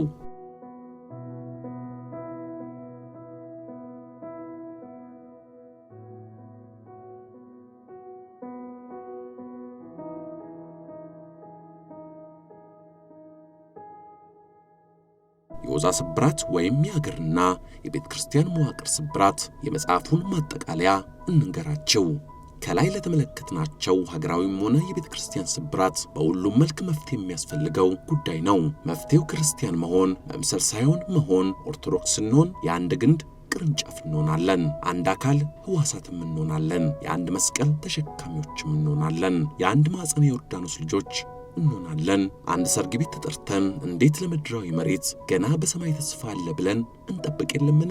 የስዑት ፖለቲካ መርዝን መጥፋት፣ ኋላ ቀር የዘር ፖለቲካ የለከፈው አእምሮ ክርስቲያናዊ ሐሳብ ማሰብ አይችልምና ይሄ መርዘኛ ተንኮል አሳነሰን እንጂ አላበዛንም፣ አዋረደን እንጂ አላከበረንም፣ አስኮነነን እንጂ አላጸደቀንም፣ በታተነን እንጂ አላዋሃደንም። በኦርቶዶክሳዊት ልብ መግባባት በአይን ጥቅሻ በከንፈር ንክሻ መናበብ ይጠበቅብናል። በየግላችን የሰማነው የተባልነውን የተማርነውን ስውት ሐሳብ አውልቀን መጣልና በኦርቶዶክሳዊነት መሙላት፣ በእግዚአብሔር አምሳል መሳል ሆነን መሰራት። የሚሰራ ሰው ከአንድ የግል ፍላጎት ሰይጣን ጋር ይዋጋል። የማይሰራ ሰው ግን ከሺህ የፍትወት ሰይጣናት ጋር ይዋጋል። ለተፈጠሩ ችግሮች ሁሉ ኦርቶዶክሳዊ ህዝባዊ መፍትሄ መፈለግ በዓላማ ያጋደሉን ፍጹም እርቅ ያመጡልንም። በትርክት ጅራፍ እየተገራረፈን መፍትሄ አይመጣም። ኦርቶዶክሳዊነት ግን እውነትና ሕይወት መፍትሄም ነው። ለቤተ ክህነቱም ሆነ ለቤተ መንግስቱ ስብራት ገዳማዊና ሊቃውንታዊ መፍትሄ መጠቀም ይኖርብናል። ከስውት ፖለቲካ የተላቀቁ በገዳም ያሉ አባቶችና ሰላማዊያን የቤተ ክርስቲያን መምህራን፣ ሊቃውንትና የሀገር ሽማግሌዎች በፊት ቢቀድሙልን የተሻለ ነው። የተሰበረ የእውነት ልብን ማግኘት አለብን። መንፈሳዊ ሆነው እንድንሆን የሚያደርጉን፣ በጸሎት የሚያጸድቁ፣ በትምህርታቸው የሚያስታርቁን ሁሉም ኦርቶዶክሳውያን በአገር ውስጥና በአገር ውጭ ያለን የሚዲያ አንድነትን መፍጠር፣ መንፈሳዊነታችንን እውን ማድረግ ይጠበቅብናል። አብዛኛው የጥላቻ መርዝ የሚረጨው በሚዲያ ስለሆነ ከእርስ በርስ መነቃቀፍና መለያየት ችግሮችን አንጥሮ አውጥቶ አብሮ በመወያየት የጋራ መፍትሄን በመፈለግ የእርስ በርስ ጥላቻን ማስቀረት ይቻላል። መፍትሄው በተዘረጋው ልክ መዘርጋት፣ በረዘመው ልክ መርዘም፣ በስሩ ልክ ስር መስደድ፣ የበለጠ ግን ብዙ መስራት ነው። የነፋስ መንፈስ፣ የውሃ መፍሰስ፣ የብርሃን መመላለስ የማይከለክለው ኦርቶዶክሳዊ ተግባር። እያንዳንዳችን የቤተ ክርስቲያን ችግር ከመሆን መዳን፣ የችግራችን ይበልጡን ችግሮች እኛው ነን። ሌላው በክርስቲያናዊ አንድነታችን ላይ በሴራ ቢሰራ ለዓላማ ነው። እኛ ግን የምንታረድበትን ቢላዋ እየላስን ነው ችግር ይሆን ነው። ከሰውታን መነጠልና ለመፍትሄ ራሳችንን መስጠት፣ ችግር ለመፍታት ብለው ራሳቸው ችግር የሆኑ ብዙዎች አሉና ከአላፋት ቅዱሳን ኅብረት ጋር እየኖርን ባዶነት ጽኑ ደዌ ነው። በገባንና ሊሆን በሚገባው ልክ ካሁን ጀምረን መስራት ከኦርቶዶክሳውያን ኅብረት መከራ ይልቅ የአልጋ ቁራኛ የደዌ ዳኛ መሆን ይቀላል። በጽኑ ተሰብረናል። ስብራቱን ፈውስ ይገባዋል። ፈውስ ከአምላካችን ዘንድና ከኛ ብቻ ነው ያለው። ቁጭ ብሎ ከማንጋጠጥ ለፈውስ መላላት ይሻላል። ችግሩ አቆሰለን፣ እኛ ግን በዚያው ቆስለን መቅረት የለብንም። ለስብራታችን መድኃኒት፣ ለሞታችን ትንሣኤ፣ ለመገፋፋታችን እረፍት እናድርገው። የግድ ችግሬን አርቁልኝ አይባልም። እንዲርቅ ሰርቶ መገኘት ነው። መሆን ያለብንን ሳንሆን መሆን ያለበት እንዲሆንልን የምንፈልገው አንድነት አይሆንምና በጸጋው ውህደቱ አንድ አድራጊ፣ የሁሉ ሊና መዳረሻ ተዋህዶ ተመንፈስ ቅዱሱን የሚናፍቅ መሆን አለበት። ለቤተ ክርስቲያን ተልእኮ ድርሻን መወጣት ለቤተ ክርስቲያን ተልእኮ ድርሻን ለመወጣት በቅድሚያ በዓላማው አካል መሆን ይጠበቃል። ለሌላው መትረፍ የሚቻለው መሆን ባለብን መጠን መትረፍ። ዋናው የሁሉም መፍቻ የማይረሳው ኦርቶዶክሳዊ ህብረት የኦርቶዶክሳዊነት መገለጫው መንፈሳዊ ህብረት ነው። ህብረቱም ረቂቅ ህብረት ነው። አካሉ አንድ ህዋሱ ብዙ የሆነለት የግዝፈ ህብረት ቢሆን ኖሮ ነፋስ በየት በነፈሰ ውሃ በየት በፈሰሰ ነበር። ክርስቶስ የገነባው ይህንን ህብረት ነው። አንድ መንፈስን ተዋህደን ነው ህብረት የሆን ነው። ግለኝነት የካፒታሊዝም ስርዓት ነው። ነገር ግን የህብረት ማሳያው መለያው ፍቅር ነው። ዓለምን በክርስትና የሰራትም የቤተ ክርስቲያን ነው። መንፈሳዊ ህብረት የመንፈስ ስበት ነው። በህብረት ቢጸልዩ ጸሎቱን እግዚአብሔር ይሰማል። በህብረት ቢሰሩ ለውጥ ይመጣል። ቅዳሴ እንኳን የሚቀደሰው በህብረታዊ ድርሻ ነው። ህብረቱም ከአፍ ይልቅ በልብ ነው። ልብ ለብዙ ስራዎች ደም ትረጫለች። ህዋሳትም ለአንድ አካልነታቸው ይሰራሉ። ስለዚህ ለአንድ አካልነታችን በጋራ እንስራ። ችግሩ ያን ጊዜ ይቆማል። ቅድሚያ ቤታችን ሐሳቡን ለቤቱ ይስጥ። ምን ቢጠም መንገድ፣ ምን ቢከፋ ዘመድ እንደሚባለው መኖር የሚታወቀው መተባበርና ስህተትን እምቢ አልቀበልም ማለት ስትችል ብቻ ነው። ሐዋርያው ቅዱስ ጳውሎስ ንቁ፣ በሃይማኖት ቆሙ፣ ጎልሙሱ፣ ጠንክሩ እንዳለን ጸንተን እንቁም። አንደኛ ቆሮንቶስ ምዕራፍ 16 ከቁጥር 13። ዛሬም የቤተ ክርስቲያናችን ጠላቶች በቤተ ክርስቲያን ላይ በሚነሱበት ጊዜ ቤተ ክርስቲያናችንን አናስነካም ማለት ያስፈልጋል። ቤተ ክርስቲያናችንንና ኃጢአተኞች እየተዳፈሯት ነው። ክርስትና እኮ በዓመት አንድ ጊዜ ብቻ የሚከበር ወይም የሚኖር አይደለም። ሁልጊዜም በሰይፍ ታጥቆ ቤተ ክርስቲያንን መጠበቅ ያስፈልጋል። ዛሬ የቤተ ክርስቲያን ጠላቶች በዝተዋል። ጌታችን መድኃኒታችን ኢየሱስ ክርስቶስ መስቀል ላይ ሲወጣ ከሙታን መካከል የተነሱ እንኳን አጠገቡ አልነበሩም። ብቻውን ነበረ፣ ማንም አጠገቡ አልነበረም። ጩኸቱን ያሰማውም ለዚህ ነው። ዛሬ ቤተ ክርስቲያን ብቻዋን እየጮኸች ነው። ወንጌሉ ጌታችን መድኃኒታችን ሞተ፣ ሞቱም አልቀረም ተነስቷል። ቤተ ክርስቲያንና ምዕመናን ላይ የሚደርሰው መከራ፣ ስደቱ፣ እንግልቱ፣ መገፋቱና መሰል ነገሮች እንዲሁ የሚቀሩ አይደሉም። የትንሣኤ ቀን አለ። ለዚያም ሁላችንም የሚገባን ተግባር መፈጸም ይጠበቅብናል። ስብራቱ የአንድ ሳንቲም ሁለት ገጽታ የሆነው ቤተ ክህነቱ በቤተ መንግስቱ ስብራት ይጀምራል። ለዚህም ሀገራችን ለስብራቷ ለችግሮቿ መነሻ የሆኑ ከላይ የጠቀስናቸው አክራሪ ብሔርተኞች፣ ሕገ መንግስቱ በተለያየ መንገድ የተነሳው የሐሰት ትርክት፣ እንደወረደ የተቀዳው የሀገራችን ስርዓት ትምህርት፣ ምዕራባውያን ኢትዮጵያ ላይ ያጠመዱት ወጥመድ፣ የእርስ በርስ ቁርሾአችን፣ ሰላም እጦትና የእርስ በርስ ጦርነት፣ ካጋጠመን ስብራት ለማገገምና ለመፈወስ አስቀድሞ መታከም፣ ያሉብን ችግሮች ላይ ቅድሚያ ሰጥቶ መስራት ይጠበቅብናል። ውድ የተወደዳቸው የኦዛ ስብራት ወይም የሀገርና የቤተ ክርስቲያን መዋቅር ስብራትን ከምዕራፍ 1 ጀምሮ እስከ መጨረሻ ድረስ ስትከታተሉን የነበራችሁ ተከታታዮቻችን አብራችሁን ስለቆያችሁ ከልብ እናመሰግናለን። በያላችሁበት ሰላማችሁ ይብዛ።